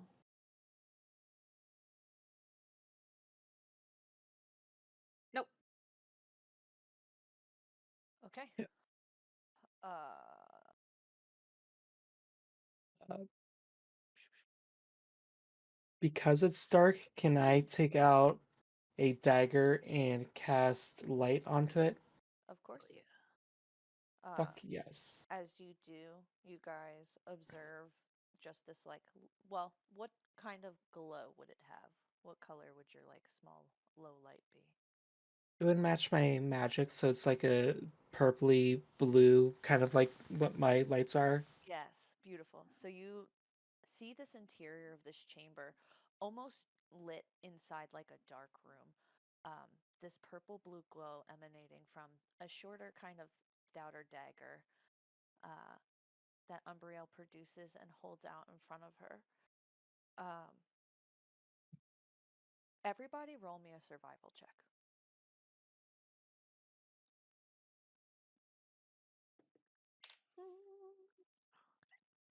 18. Hell yeah, dude. 9. I've not rolled above a 10 all night. Yeah. I got a 12. Mine's a 24. Damn. Jeez. 11. You are 11. thriving. Uh, as you walk into this chamber, you're standing behind Dahlia, Manya, and your hand reaches out and grabs Dahlia's arm. Uh, as you look forward, Umbriel standing in front of Lova, Hmm. had you guys proceeded even a couple steps forward, you kind of put your arm holding this dagger in front of her as you see the entire ground here looks soft, almost like unstably soft, like some sort of quicksandy type dirt to it. Oh Um, shit. it looks like if you were to step here, that you would either crumble through or like it would just absorb you entirely. It is like this weird kind of shifting dirt. Damn. It does seem to be at a perpetual pull, like a think like an hourglass, like a Hmm. perpetual pull downwards on this like strange kind of sand. Is it wet? Mm, It seems to be sand. It literally looks like soil and dirt. But it almost looks okay. like it's like crumbling into like a hole. Yeah. Glad we did not slip in that. So I can't do shape water? Inches from it. It no, it's definitely ground. If we were gonna do it, it would be shape earth. Ooh, hold on.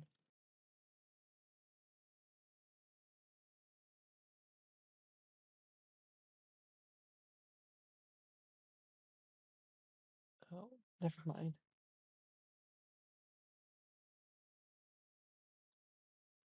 Well, The back of the chamber is probably too dark. It's too far in to be lit up from the amount of light that your dagger currently sheds. Had you wanted to chuck your dagger, you could potentially see like the back end of the thing, but then you would be without your light source. So Okay. Even though I have dark vision, like I still can't see it. yeah, it is. It's Okay. dark, dark. It's more than it's dark. I think it's just far. It's like a very long chamber. It's Gotcha. almost like a big long dirt hallway right now that Okay. you guys would have to figure out how to cross Mm, with like all of the floor matter looking like it's sucking into a funnel. okay, so I can't see the other side of this. Like, Mm-mm. It's mm, just too dark out like from where you're standing and with the current light that you have for you to see all the way across. It's like obscured. It's just a little out of your sight line. Umbriel, can I have your gotcha. dagger? The one that lights up? Sure. And she just like hands it over. Okay, okay. Um, I'm going to get as close to the sand as I can, and then I'm gonna misty step 30 feet in front of me and just hope for the best. Good luck. Wait, isn't dark vision like 30 or 50 feet? Because you would have seen that it still goes on. Mm-hmm. I don't have dark vision, I have a torch that is a dagger. And you See, got 20 feet of light. you would see that there is like floor that looks like it is in front of you. If you want to take that jump, I am here for it. Oh, wait.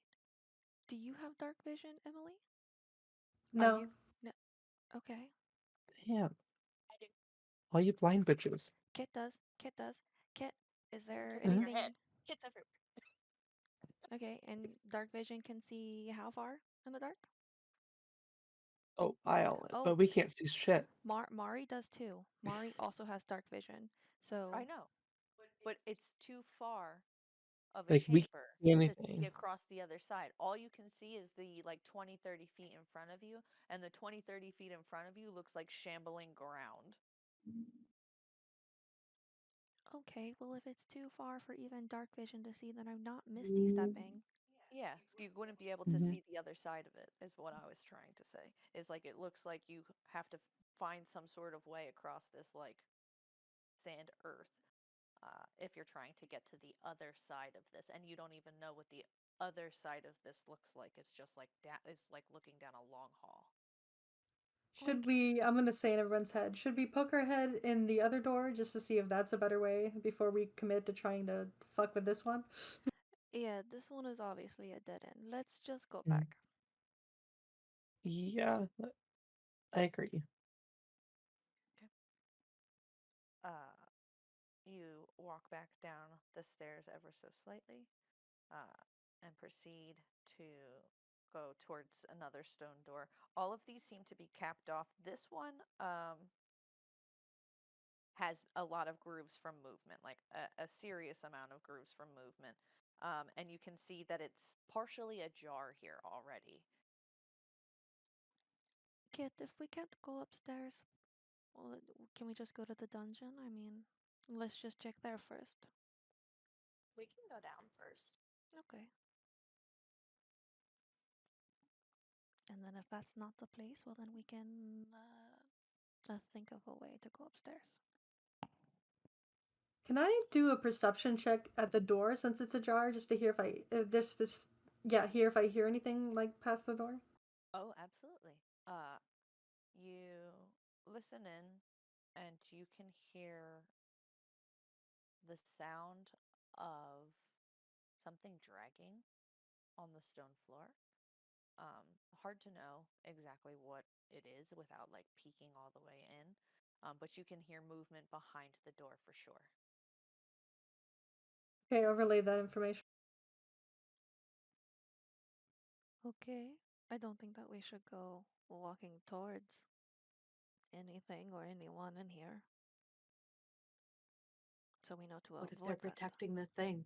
Oh, we shouldn't anyways, because Dahlia tried to do the detect object, and you said it didn't work. So clearly, if this door is open, it wouldn't be in here. Maybe. Yeah, I mean, clearly. Great. Was those our only options? Were the two doors and then the way we came from? So there were two doors that were upstairs. There's two doors that were that like look like they are downstairs. And then like in the general central path where you guys first had started off, there were two separate doors. So where the steps kind of drop off, I know that this is a little metagamey, but where the steps drop off, I'm imagining that that leads down to the second portion there that is underneath that main piece. Does that make sense? Mm-hmm. And then it would open up into the bigger chamber there. Hell yeah. I think that we should just check the dungeon. I agree. I mean, if I was hiding objects, it would be in my dungeon. Or at like a dark secret place. That makes sense. And I think I'll just motion towards you, Kit, and kind of like point you forward, like, scoot along. I've never been to the dungeons, so would I mean, I guess I'd have an approximate idea of how to get there. Yeah, you would know that it would be that there would be two ways to get there. You could essentially go straight down these steps that leads you to what for you guys would be your outside like foyery area, your outdoor venue. Or you would potentially go through one of the doors and proceed lower from there. One of the doors in the main chamber, which would drop you into, for you guys, your dining room area. But here, it's hard to say what this might be. It even just from you trying to go up the steps and having that hallway like all disintegrated in front of you, like it's already it feels like a weird layout in comparison to yours. So, you know it's probably not matching up exactly the way it should. This is definitely it is a similar castle layout. It is not the same.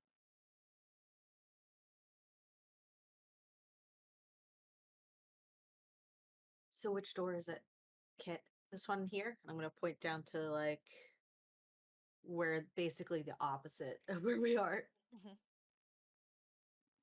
I don't know. Everything's really different here.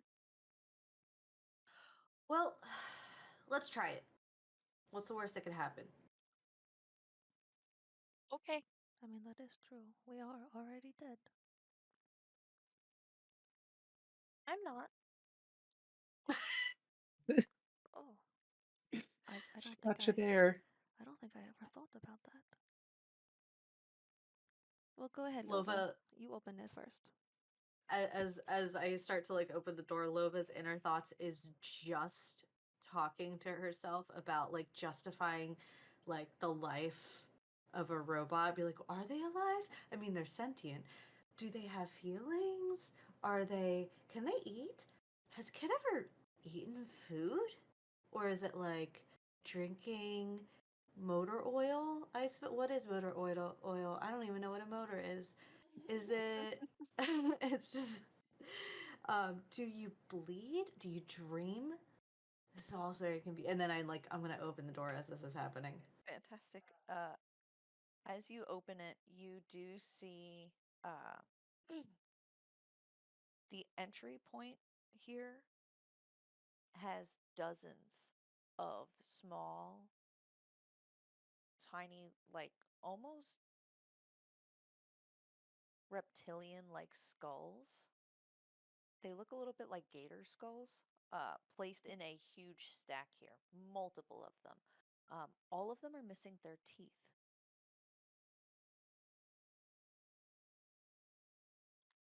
Mm. This entire room is lined wall to wall with skulls that have no teeth.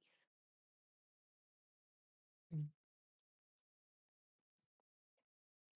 So the tooth fairy is real. You continue, and the almost morgue like sense to this morphs into a small centralized portion. A giant pit sits in the middle of this floor of this open cavernous chamber. You can see there's a series of small like bedrolls that have been laid out, but they have multiple bedrolls, like one on top of another, so like they've been made into a bigger, almost nest-like bedroll. There's about 4 or 5 of them laid out, uh, and it is right next to this gigantic, foul-smelling pit of rotting corpses. Uh, as you peer in, you can see dozens and dozens of dead kobold bodies stacked on top of each other. Uh, you can hear noises permeating from behind a thin, almost piece of linen like curtain that hangs in the far off piece of this chamber. Um, this isn't going to be exactly to scale to the map down there, so don't pay attention to that. You can see in here a series of metal cogs on the walls connected by a series of big rubber belts that seem to fill up a large part of this chamber. They have these thin cases over top of them out of chicken wire that seem to obscure anything from getting inside to mess with these gears. You can see there is movement happening from behind the curtain, a circular spinning that continues and continues. You said they're speaking. Are they speaking in a different language? Uh, they are not speaking. It's just the noise of footsteps, rhythmic, um, almost like a cadence, and a loud crunching noise, as well, like a as well as the sound of some shifting gears. So there's this like loud metal like that continues as you walk in here. Mm. I think they're working. This doesn't really look like the room. Perhaps we leave this one too. We're running out of doors though. It's the problem. Yeah. It's going to be one of the doors eventually. You do see a small, near those areas of blankets as well. You can kind of see that there's a platform that raises up ever so slightly and leads to a little elevated piece that's a little higher than your view right now. So you would have to essentially walk up the steps to see what's up there. Could I misty step up there? Easily. I mean, you could walk up the steps easy. It's not like a huge platform or anything. It's just like essentially like 4 or 5 steps that lead up to a little precipice. But she won't be noticed. But well, currently you don't see anyone in this room besides whoever is behind the curtains, and you guys are sneaking. So Yeah. Okay. Yeah, but if I was to like misty step instead of walk up the stairs, they won't hear footsteps. And correct. it'll look hotter. Okay. Right. You can misty step. Hell yeah. So you look over at the little precipice and you easily misty step up. You can see there's 2 separate doorways here. One that's a little further down the hall to the left-hand side, and one that proceeds to the right. The one to the right currently has, it looks like, a warding sign on the outside, scrawled in blood. So, there's 2 doors this way. We could go to any of them, and Do you speak Draconic? no, but I can cast Okay. comprehend languages if they're speaking out loud. It's written on the door, so Oh. Uh, But we know Umbriel can speak it. uh-huh. Yeah, but I wouldn't know that it's written in Draconic. I mean, You might. Like, I yeah, would know you can roll an something's like intelligence check. French. Yeah. yeah, or Roll an Japanese or intelligence. Spanish or whatever. Yeah. It does, however, I will say, since it's an older language, Draconic definitely looks like a series of symbols. So you can roll an intelligence check to see if you would understand what those symbols are and be able to differentiate it. But it would be something like seeing, any, Wingdings. yeah, anything that has different writing. No. For you, it looks like either some sort of warding sigil or some sort of message that somebody has scrolled in blood on the outside of this door. Lova says, "Are you okay?" in her head. Yeah, I'm fine. And like I said, there are 2 doors over here, and we could go through these if you guys can get up these stairs quietly. And you will see that she starts to walk down the hallway. She's not waiting for you guys. Ooh. Okay, time to go. Wait, if you get too far, you're not going to have the bonus anymore. She's already, I think she's already out of that range, right? She misty stepped too close to the sun. Yeah, definitely. If you misty stepped all the way up there, you would already be out of that range, in my opinion. So Are people allowed to come I back into into my range, or once you're out, you're out? I Is would that how it say that works? the spell is up like a area of effect for you. So if she comes back into I don't care, roll a cool. If she comes back into your little threshold, she's cool. But right now, she is Oh yeah. flying. It's like Okay. going back into a Chuck E. Cheese. Yeah. They gotta put the black light up to your hand. Yeah, we gotta see. You're stamped. I, with my extensive knowledge and curses, want to go up to the warded door and make an arcana check to see if it's cursed. Okay. Go ahead. Um that is a 24. This door is definitively not cursed. Okay. Cool. Good to know. Good to know. I am going to cast detect magic on it. There is no magical presence.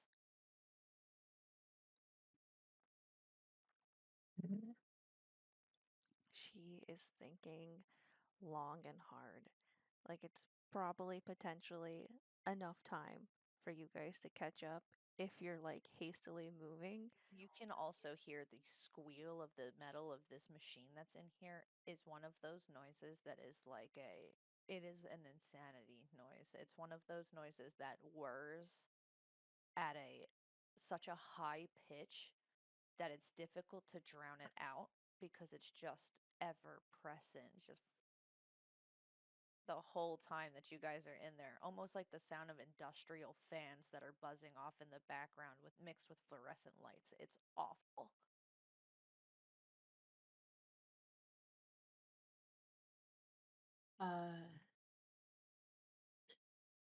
Are we gonna pick a door?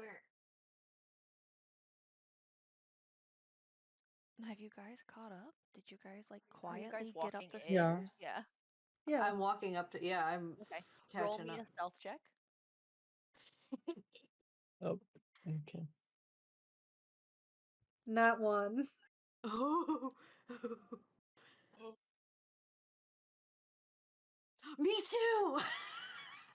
Oh my gosh. Do you and I run into each other in a panic? Oh Fall my down the god. stairs. That is so fucking funny. Oh, Okay, yeah. You guys Wait, sneak I- in. I can fix one of you. Your choice. You know, I mean, if it's gonna waste a spell slot, I wouldn't even bother because it would just be one of us. But that is so Yeah. funny. It definitely wouldn't. You can't fix Lova. She's I just a will mess. say, as a sweet reminder, and this is not to avoid any combat because I'm trying to kill y'all here, but as a sweet reminder to you, Cruz, you do have a portent roll. I'm not sure if it will be effective. Just don't forget that exists. Yeah. uh, we will say double nat one. This is a disaster. I will say this is a disaster of catastrophic proportions. This is what will happen. You guys begin to get anxious because it takes Manya a hot minute to make a decision here. And she's already gone through 5 minutes worth of figuring spellcraft out while you guys are waiting for her. Hmm. And you guys decide it's time. It's time to sneak and it's time to go and it's time to. We can't wait any longer. She's probably doing some shit. And you all move at the same time. But then you remember to sneak, Lova. And so you stop to step tenderly. And you smack directly into the back of Lova, Dahlia. And you have a Scooby Doo moment where the two of you both fall backwards. And I need both of Yeah. you to roll me a dexterity saving throw, please. Oh my gosh. Oh, 16. Cool.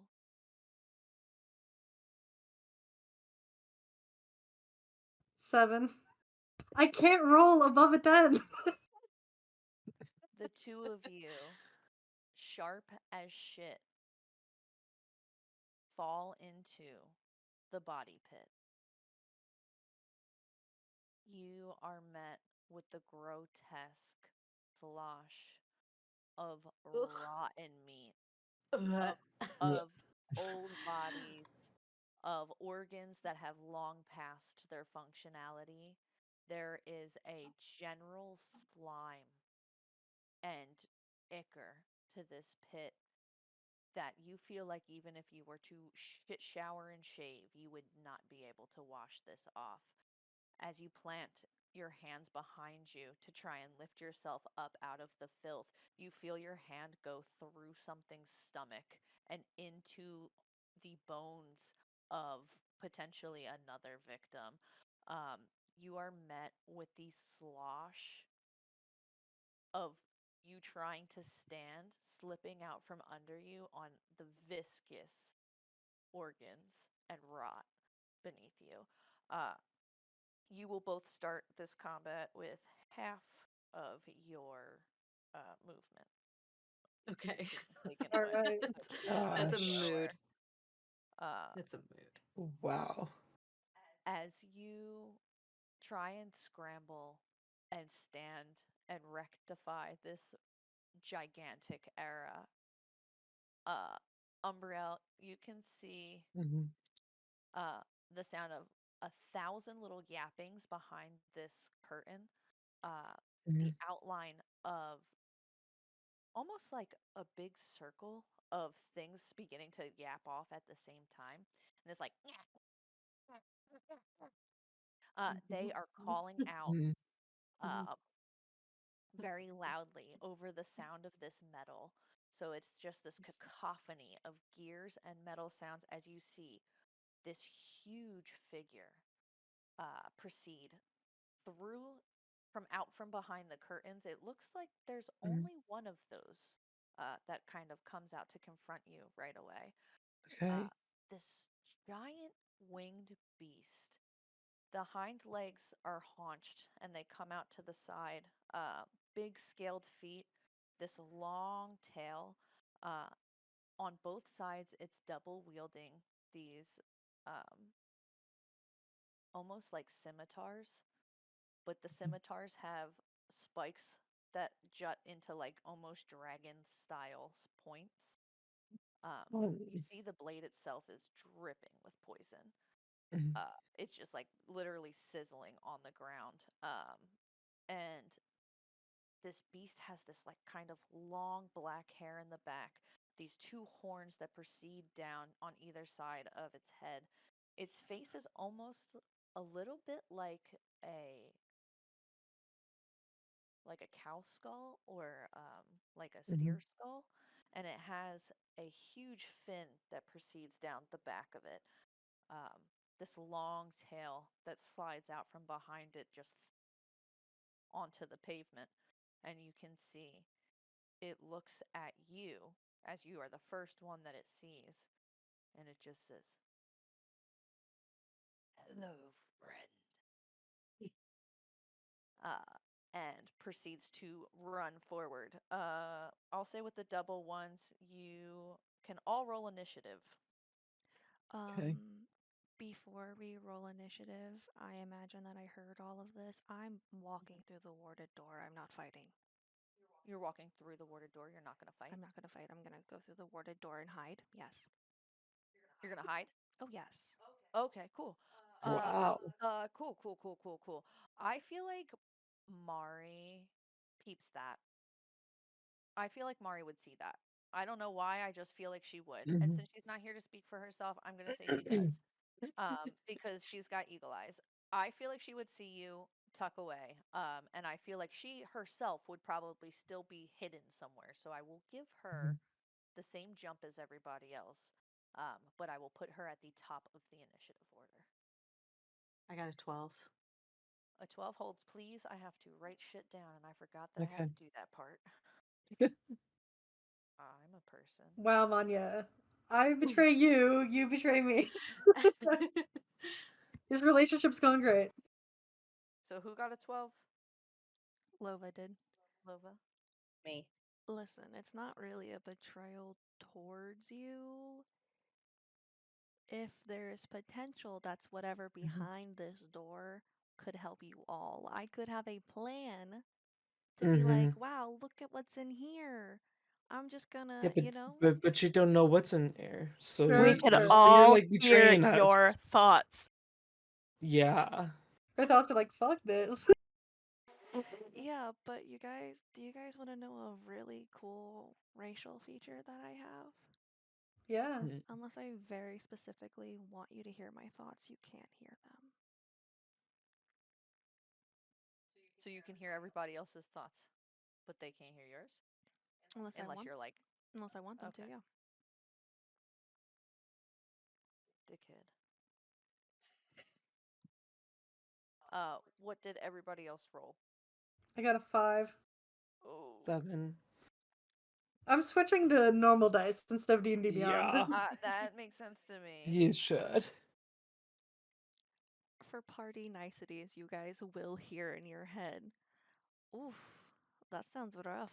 I'm going to see what's in this room to see if I can help you. Maybe. My thoughts going through everyone's head are like, ew, ew, ew, ew, what the fuck? That's so funny. Also, are those of us who were stealthing more successfully hidden? Yes, I would say that you guys all don't get hit in the surprise round. Okay. So I got a solid 33 on that one. Fuck yeah. That's dude. without trace. Fuck. So you're still hidden. What is your initiative? 17. 17? Oh, hell yeah. Hold on. I have to erase and retry. Blah, blah, blah, blah, blah, blah. Oh.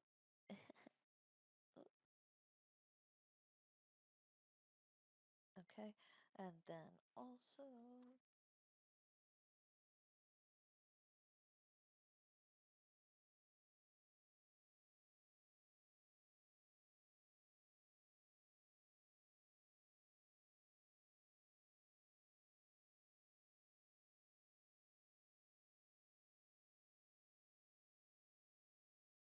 Okay.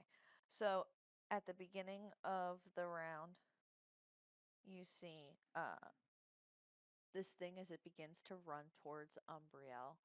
From the shadows getting the same jump in beforehand, Mari shoots off two arrows um, in succession that land directly in the front part of this beast. One right in the face, and the other one straight through one of its wings, tearing a little hole in the center of it. Um, you see, she knocks another arrow before kind of stepping back again and hiding in the shadows. It looks like she got a pretty good hit on this thing. As it wreathes back, it was not expecting to see her there. And so, as such, it looks around like kind of paranoid almost, like, how many more of you guys are there? You definitely have taken this thing off guard. So, next in the initiative order, it would be Kit. Okay, I think that Kit is just going to panic and cast fog cloud centered in between all of like the bad guys. What does Fog Cloud do again? You create a 20-foot radius sphere of fog centered on a point within range. The sphere spreads around corners, and the area is heavily obscured. It lasts for the duration or until a wind of moderate or greater speed disperses it. Okay. Awesome. Uh, this. Do you want to flavor it in any way? I think that it would probably look very like mechanical, like her she would like point and like the fingertip would come up and this little like thing would shoot out of it and then it would when it got to its destination sort of expand into a giant cloud. You see this like almost jet of steam come from Kit's finger as this huge plume of smoke emits and fills up the huge, like the. It's almost like a portion of the room because this chamber is so big, uh, and it is centralized directly around this creature. Mhm. If you want to know what it looks like, you can. Don't look at its stats, but you can look up an Abashi. Abishai. Abashi. They're cool. They're cool as fuck.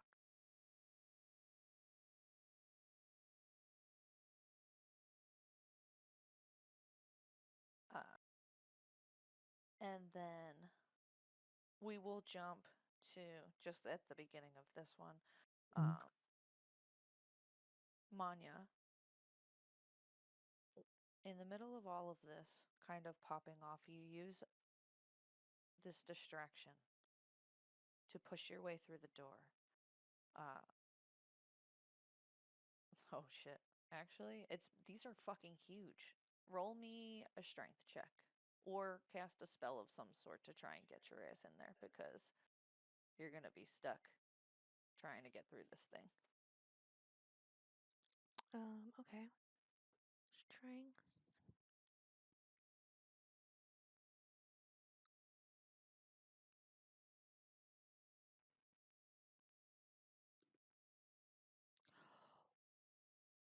Oh, I can't even make this up. I got a nat 20. No fucking way, I really? swear, if you want to walk over and look right here. I believe you. You're too excited. That's ridiculous. Okay. Uh, in the midst of all of this chaos kind of unwrapping behind you, you hear your friends fall into this pit, this like, before they splat into the center. And you just know shit's about to pop off. You push with all of your might and you're able to kind of get your foot underneath you and squeeze through this little crack in the door. As you push up against it, the blood wipes onto you slightly. And you push your way through, and you see a well lit chamber. A series of small candles lining the inside walls here. Uh, Around the centermost portion, a circle of small nests, a series of eggs Mhm. that resides in each individual casing. You can see here there is a big industrial sized pipe that leads into here that seems to be blowing a fan on the top of this area, keeping it chilled. As you walk in, it is exceptionally cold, and you can see all of the little eggs in here have like a small layer of frost on the outside of them. So there's only eggs. I don't see like anyone else. This is just looks like to be some sort of nursery of kind. I want to walk farther in. I think I'm walking quietly though to see if Okay. there's like any doors or like things to pull up from the ground. What are those called? Hatches, whatever. Mhm. Okay, yeah, totally. As you look, Or batteries. understood. Roll me an investigation check.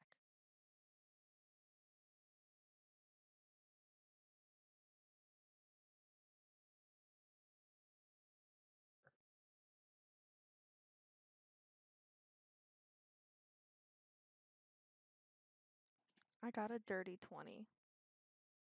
Okay. Wow. Uh, you do see that underneath the pipe that exists that's leading all of the frost in here, that there seems to be some sort of switch that you can potentially push or press onto that will do something. Upon looking to it, it looks to be connected to this entire thing. Like this whole pipe into here seems to be wired directly, hardwired directly to this switch. But there's no doors or like secret passageways. There is no door currently.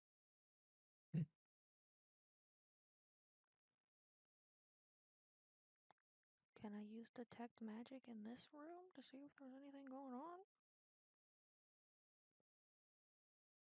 Mm, yeah, you can. Go ahead. Okay. You use detect magic and you extend your entity out into the ether, and there seems to be no magical presence here other than the tube that is directly above this area that is has like a very soft glow. It's not innately like very magical, but there are magical elements to it. Okay. Okay. Um, The light switch does glow with magic arcane energy.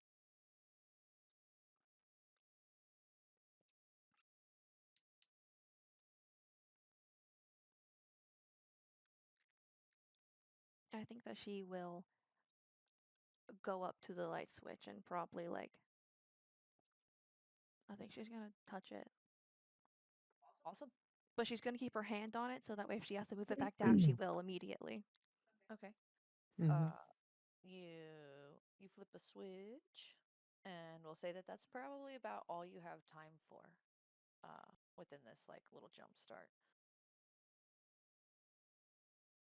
All of you hear in the chamber that you are in the sound of gritting to a stop, uh, that whirring mechanical sound stops.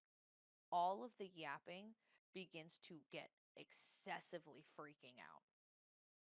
They all start to like flip. Whatever is behind that curtain is currently flipping the hell out. All of it sounds distressed, like it's been locked into place in some way. You can hear the sound of gears kind of locking up on themselves, like a halting to a stop, like a as all of the fans begin to turn themselves off. Um, you hear a very loud and the sound of movement across the floor. Uh, you're not quite sure what's happening behind the curtain. We will pick up at the beginning of the round. Back at the top of the round. Wait, I didn't go yet. I know Yeah. that was a surprise round. You guys fell. Okay. Yeah, Bold. Gotcha. got it. So at top of the round is Mari again, and then Kit again, and then we pick up with the monster. So first is going to be Mari. She unleashes. She has a spell. I'm sure of it. I'm sure she does. Hang tight.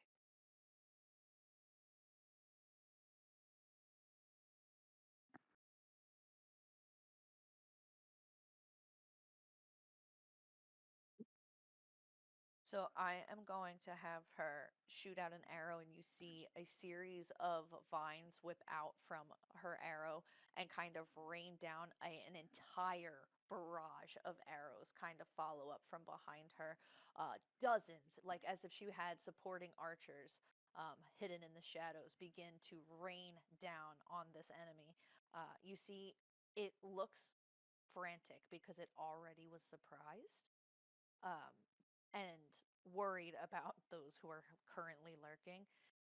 As it hits, you see it kind of grits, and the arrows stick inside of it, and you see he snaps it off, like with the tip still inside his body, and throws the remaining arrow pieces to the side. Um, he Just the seems tip. to be just the tip. Just a tip. He's leaving the tip in, actually. Ooh. It seems as if this isn't doing as much damage as it typically would with like in the material plane or the real world. This thing is like hyper aggressive as it continues to lurch forward at you guys. Kit, it is your turn.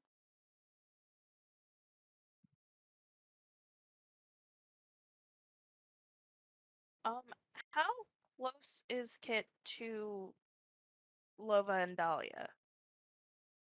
I would say you're right, like middle of that. Okay, so if you look at the map and you look down to that center portion, the body pit would be that like ovular shaped one. Let's see. Uh, so they would be in that pit, and you essentially would be where the sleeping bags are, just for a point of reference. Could I like get to them? Yeah, of course.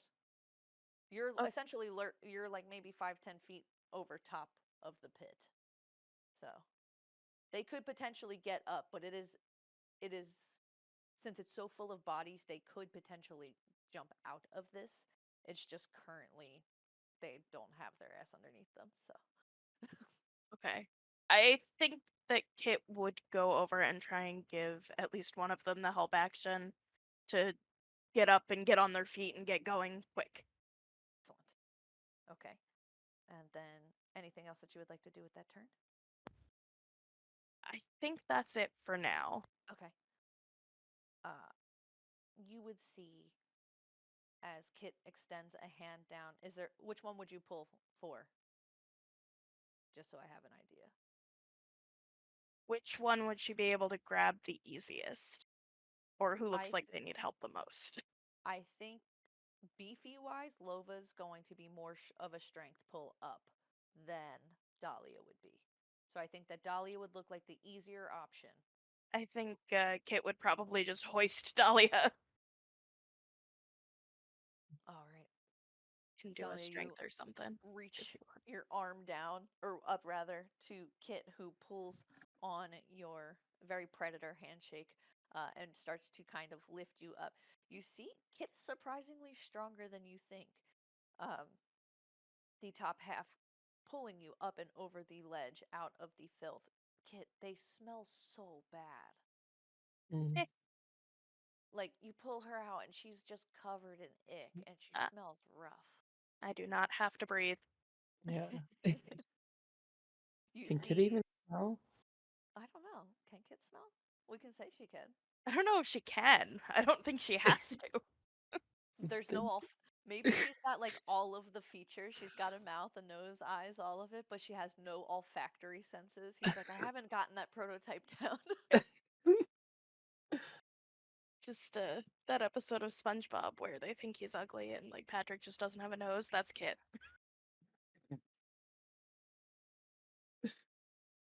You see that the demon-like creature, this almost draconic-like dragon, uh, proceeds forward and says, "You'll be sacrificed to Mother." And he grabs towards you, Umbriel. Mm. Let me roll to attack. He should not be able to see super well because the area around should still be covered in fog. Yeah, Mm. he's reaching out to try and grab what he knows was in front of him prior to this. Okay. And I think that he lashes out with both hands and doesn't hit. Would a 12 hit your AC? No. Okay. So in the smoke obscuring the area, trying to kind of run towards you and lash out with both of his scimitars, you do not find purchase on. He does not find purchase on your body. I think that he is going to whip around and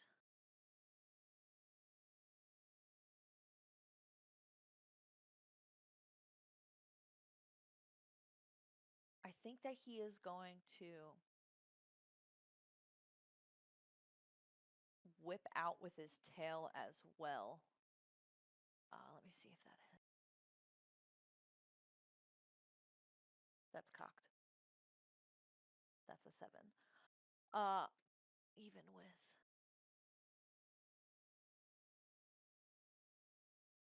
it doesn't hit. He lashes out with his tail as well, trying anything to wildly get at you, and you're just so nimble and lithe that he can't find purchase on your body in the fog. Okay. Next up is Lova. You have half your movement. Hell yeah! I'm gonna use all of that to climb out. But yeah, so I'm gonna be like, I just feel soupy, I guess is the word I would use. Yeah. And I'm going to yeah, I'm gonna like jump up to, can I jump, is it too high for me To to just jump out? up? Yeah. No. I think that with no, I don't think it would be. Not with your athletics. I think you Cool. probably could fucking kapow that easy. Yeah, I fucking kapow that, and I'm gonna climb out of the pit, and you just see just a heaving shoulders of this giant woman, and like I've got like my axe in my hand, and I'm just sloppy, like it's just like bloop bloop bloop slopping to the ground, and I like slick my hair back, and then I activate rage, and then I point my axe at the one that was just attacking somebody, Mhm. and I'm gonna say, "You're next." I don't think I reach them, but I'm gonna use all my action to get as close Pop as in I can. into it. Okay. Yeah. You see after you threaten and jest at this thing, it is trying to see you. The visage of you with your hair slicked back, with Miranda full ready to slay, with entireties of smoke around you kind of billowing out from around your area. You do look very, very intimidating, I will say. Yeah, I mean, like I'm using rotting meat as gel, so It's funky. It at yeah, least it's very funky. I will give you yeah. that. It's like there's something about Mary, but it's just there's Mm. something really gross about Mary. Is this version with the I would say you have just about 10 feet or so before you reach him. okay, Still remaining before you could close that gap. okay, yeah. I'll just hold all my actions and stuff until then. Okay. Uh, Umbriel. Mm. Okay. So Since he's still up close to me, I'm just gonna slap him and hit him with inflict wound. Oh, hell yeah. Go for it. Does he have to roll a saving throw or anything for that? Um,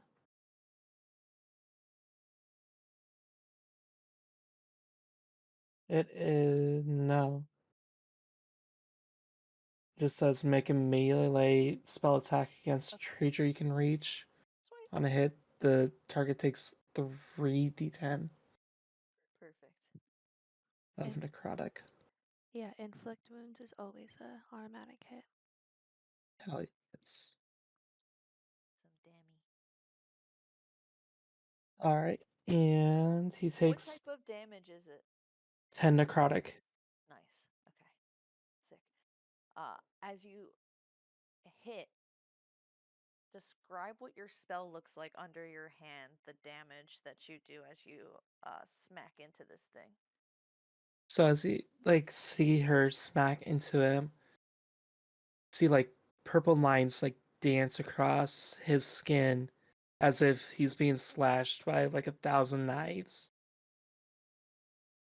Uh, the flesh begins to peel back, his already darkened skin, the scales flaking off as the area slashes and sears. You can see this does damage to him for sure. Definitely more damage than the physical damage that was recently hitting him. And I think that that probably takes him aback because I don't think that he saw you as worthy opponent until this moment. Hell yeah. Small girl, big attack. Heck yeah.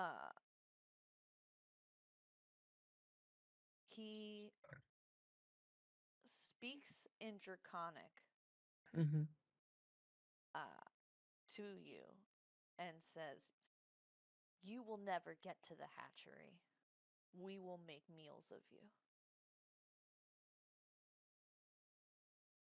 All right.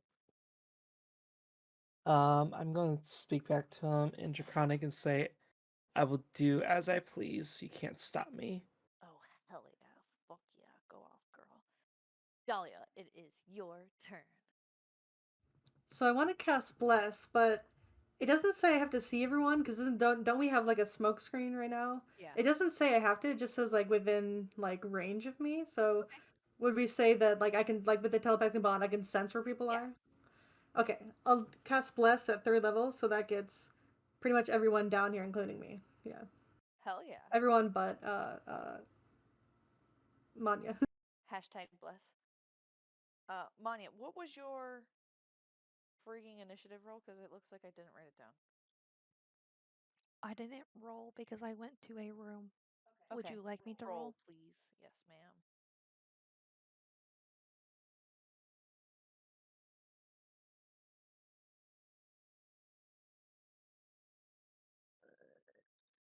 17.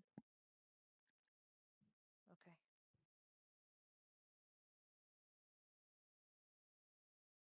Oh, in case everyone didn't know, Bless is a D4 on attack rolls and saving throws. Ooh. Hell yeah. Okay. So, and is that the end of your turn, Dahlia? Yes. Excellent. Well, where am I? Like, how far away am I from the creature? I would say you are on the other side of the pit, and the pit is fairly large across. I would say it's about 10 feet across, maybe even 15 on some spots because it's oblong. And, like it's not like perfectly circular. With that being said, you might be about, I don't know, I'd say like 20, 30 feet from the creature if you were to go across the pit for spell, like if it was a spell thing. Um, Okay, not within like melee range. Okay. yeah, no. Yeah, I'll stay where I am. And that was like 20, 30 feet away from it? Correct. Yeah, that ends my turn. Perfect. Okay. Let me here. All right, what's gonna bring us to the top of the round? This fella's not here yet. Okay. It is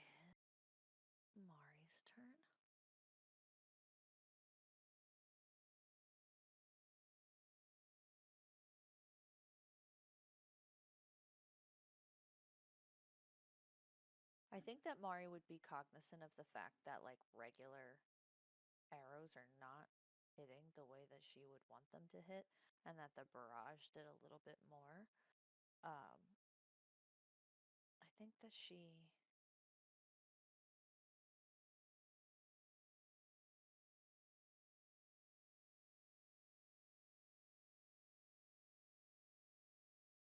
That's not going to work for her neither. I think she'll end up using land stride to try and get to a higher ground. So she's like with super deft movement. You watch as she covers an insane amount of area. From the initial doorway that she was in, she was going to run around the outside of the body pit and get herself a little bit closer to the curtain. It looks like she's trying to flank this creature in a way. And she is going to unleash one arrow as she's running, and as she pulls up behind him, she's going to slice out with him with a dagger.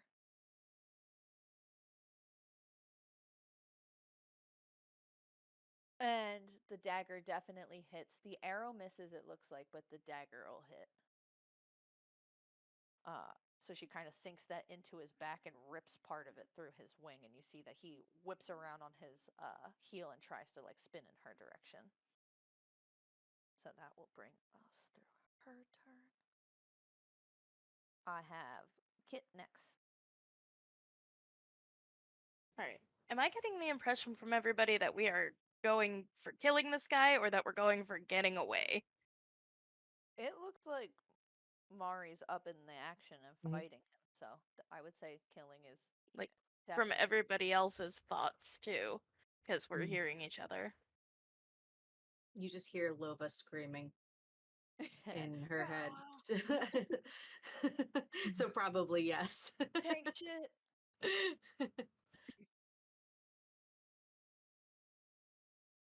Well, okay. You still have the me music going on in your head, by the way? So is it just me? Is it just me music and screams? Just Now a it's little battle elevator. music, like video game battle music in the background. Yeah. Yeah, Kit just has Spotify in her brain, actually. Spotify Premium because as he's like goat. Lo-fi tavern girl. Oh my gosh. That's so funny, dude. She in the background with a stein. Well, okay, if everybody seems like they're doing murder, then I guess murder's all right. hmm Murder is okay. I guess murder, it's all right. I guess murder's all right. My friends are doing it, so I have to do it too. Yes. Oh, we're murdering this thing? I'm down. Listen, these people were nice to me for a day and a half, and now, ride or die. We're doing murder. All right. I guess that Kit will cast Chromatic Orb and Oh shit. hurl a 4-inch diameter sphere of electricity at him. I love that for him. He hates that. Go ahead and roll for it. All right. 22. 22. Okay. You see, uh, as you kind of. Okay, describe how you want the electricity to come out, and I will tell you what happens. Um, I think that the idea would be that it would sort of just run down the circuits in her arm and kind of pool in her hand, and then she would sort of throw it and it would like zap out. Hell yeah. You absolutely thunder Kamehameha this motherfucker directly in his chest. Everyone sees as Kit basically loads up an Iron Man cannon in her hand and Yep. fucking volts electricity directly hurling a mote of just pure arcane electrical energy directly through this thing. This makes the creature yelp. It Love it. looks as if that was very effective. I gotta find enough d8s to roll Oh, the struggle. for damage.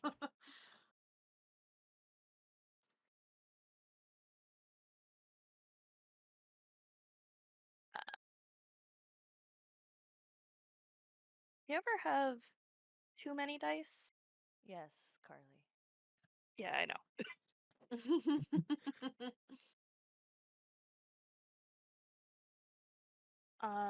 lava lamp is lava. All right.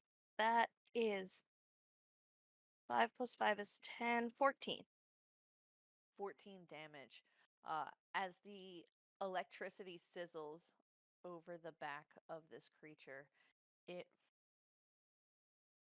smells like burning. That like hot electric outlet smell. And he yelps in pain.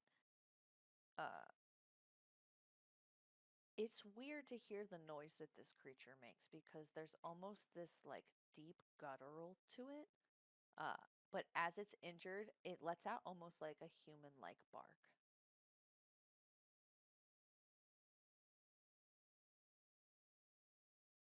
It will assess the area as it is next in the initiative order, take a look around at Mari and then at you and try and judge what is going to be the best mode of action here. You can see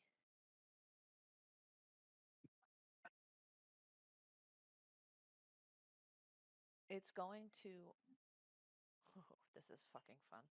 It's going to take a step back into an area that is shadowed and it is going to try to disappear from sight. So let me roll stealth for this. Oh, okay. You see it hide for a moment before stepping kind of clumsily back into the light with its tail like sliding out from the shadow. And you can see as it lashes out, it's going to attack at Mari directly.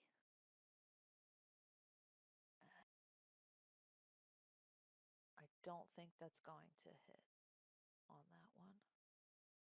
And then for both scimitars. Okay, both scimitars are going to hit. You watch as she gets caught in the leg by one of them. She kind of yells out a little bit, like, ah! And as she does, that makes him recognize where she is. I rolled a disadvantage and everything. That makes her recognize where he is in the fog, or where she is rather in the fog, and he spins back on his arm and slices backwards and does catch her really sharply in the shoulder. She's going to take a good chunk of damage from that as this blade is poisoned. We're immune to poison because of the hero's feast. Mm-hmm. And you watch as it sinks into the wound and would have stepped directly into the bloodstream. And she looks at it like knowingly that that could have been a problem and shrugs it off because the feast makes you immune. Fuck yes. So next in the initiative order is Lova. Hell yeah. 10 feet up. Oh, wait. Are they still 10 feet in front of me? Just about, yeah. Yeah, I'm going to do that. And I'm going to do my 2 hits. Okay. 27 to hit and a 12. Okay. The 27 hits. The 12 does not hit. You Okay. see the 12 when it hits it, we'll say the first one was the 12. That one hits and it just kind of careens off of the thick leathery skin, the scale seeming to have a little bit higher of a resistance. Okay, And then you swing the second one down. Describe it. Okay, yeah. So the first one will take 10 points of damage. So I think when I kind of swing, I do like a really cool, I'm gonna coin it in my head, the Miranda shuffle. And I'm gonna like be real cocky and see if maybe I can like change hands and Okay. hit with my left hand. And that's how I end up missing. And then in my head, immediately after, you all hear, I will never be doing the Miranda shuffle again. And do I have this as a bonus action? Oh wait, hold on. Hold on. Not attacks. Never mind. Okay, Hold. I'm I have never done. Wait, use that rage. Oh, +3 melee damage with strength. Oh, that already incorporated it. Okay, never mind. Um, boop, boop, boop.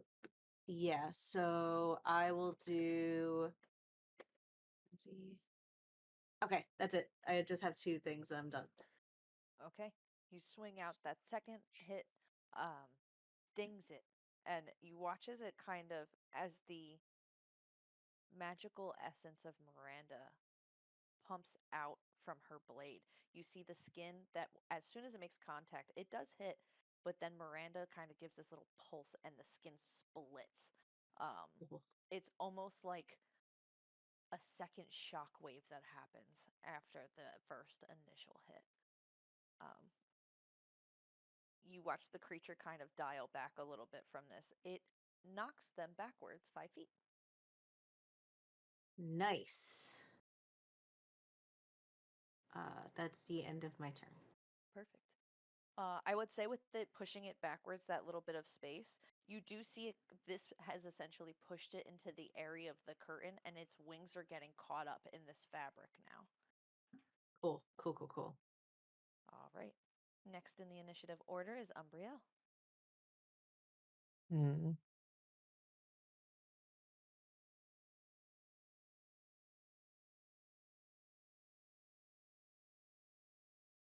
Hold on. Take your time.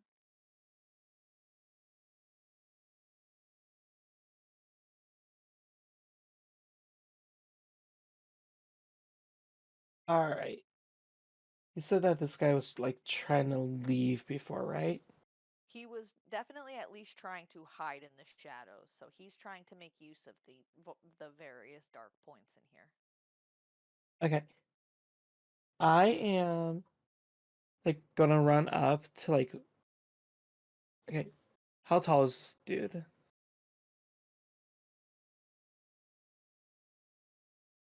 About 10 feet tall.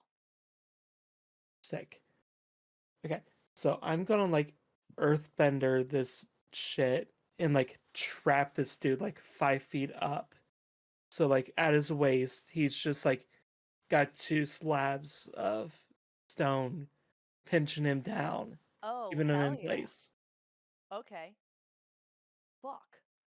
That sucks. Is there anything I can roll to evade that? Nope. That's Okay. just using stone shape and Hell yeah. trapping him there. All right. You watch as the Umbriel twists her hand around and does this almost like this movement where she moves her fingers down and swoops upwards, and the ground around his feet lurches up and traps him in the stone. It encases just above the hip area, and you can see the entirety of the tail and the legs are currently trapped. Is there anything else that you wanted to do with your turn? Are you going to move away Um, from him at all? yeah, I'm gonna like move away from him. Okay. Get away Uh, from that are shit. you going to leave his area of like his striking distance because he will get an attack of opportunity if you decide to go like far, far out? Um, no, just like a comfortable distance, like not Okay. right up on him. Not right up in his face. Got it. Yeah, Because the last time you had touched him, so I was just making yeah. sure. You guys had him pinchered off, you and Mari. Mhm. Okay. Uh, Next would be Dahlia. All right, I'm gonna grab my holy symbol, point at him with my other finger, and toll the dead. And that's a wisdom 17 save. Ooh, Ooh. hell yes. He fails. I rolled a fucking 2. Of course I did. I always roll like shit. All right, that's 14 damage. Hell yeah. Uh,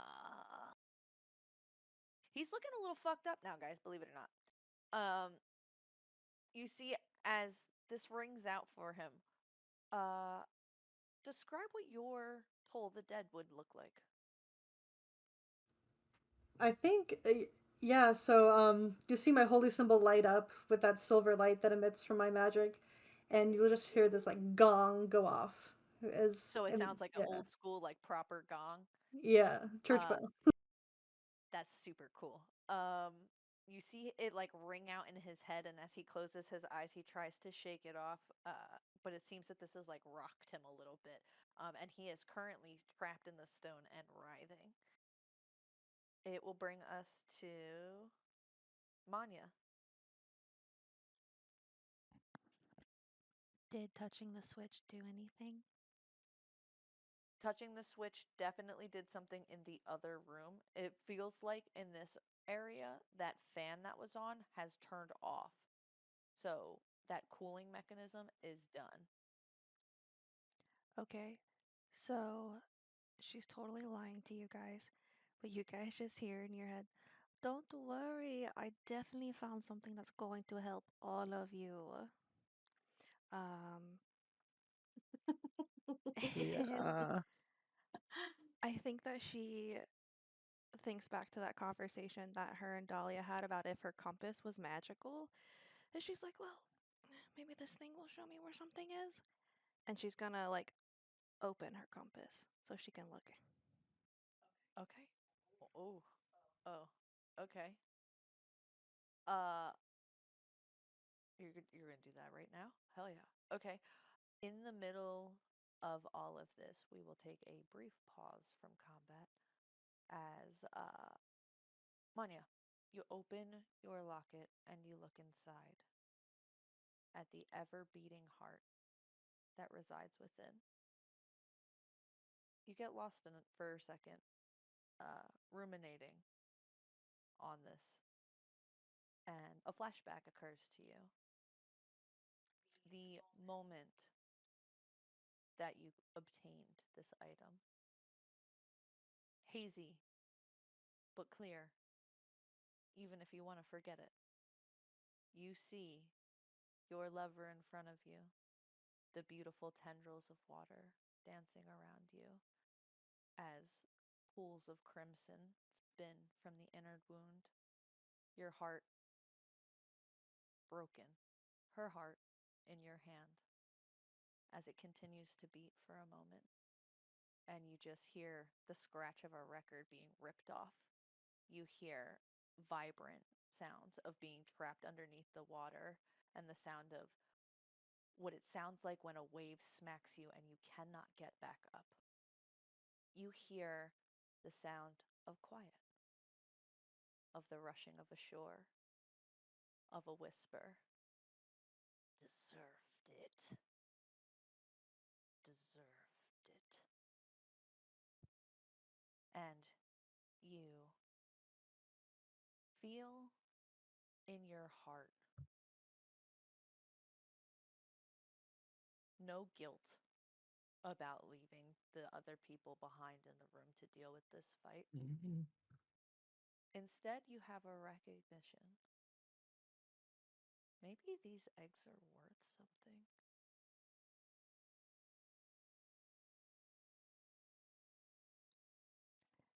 I will say, since I can't control that, you all would have also seen my flashback. Um, and so I think that you just hear her very quietly just fuck. Um, ooh, if the eggs are worth something, would she destroy or would she bargain?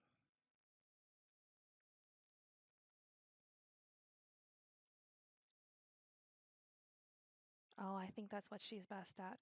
Okay, I want to grab the smallest egg there is because I am sure that I can probably carry a small egg. The runt of the litter in the backmost part, closest to the energy pipe that was blowing cold air, you do see one egg, slightly smaller than the others. You are able to access it. What would you like to do? Okay, so if I'm allowed, She is going to walk out of the room with this egg. But before she walks out of the room, I think I want her to do Edward's black tentacles in the room to as many of the eggs as she can. Oh, fuck. Power play. Yeah. Okay. I will say only because I'm like pretty sure I skipped your turn the last time that I will definitely let that pop off. You cast your spell behind you. It's a As 20-foot square, so as many. I would say over half of them get overtaken as from the depths these almost squid-like tentacles that you have seen in your dreams and in your memories uh, pull directly around each of the eggs, squeezing it as hard as it can. Typically, the way that this spell looks to others is it traps people and it looks almost like seaweed type grass type tentacles that like wave up in the air and trap people and stuff. This is the first time you've ever seen this spell actively turning itself into a crushing device. It wraps its tendrils around and squeezes with the utmost. As the force breaks the eggs, you can see inside the things that you have disturbed are brand new baby dragons. These wormlings, uh, abandoned yolks, half full. Um, their tails kind of slipping out between the grip of the tentacles. Um, there is a smashing sound of eggshell kind of, and as it is, you can hear uh, a pained yell from the other room, from this other creature that is in the other room. Okay, but like the dragons are dead because I broke the eggs, right? I didn't just release a bunch of dragons? No, the dragons seem to be half. They are fertilized. They are half incubated. So yeah, it's essentially killing them off while they're tiny, tiny little babies. Cool, cool. If it mattered, I did 7 points of damage. Um, so Yeah, they had like baby hit points anyway, so you're good.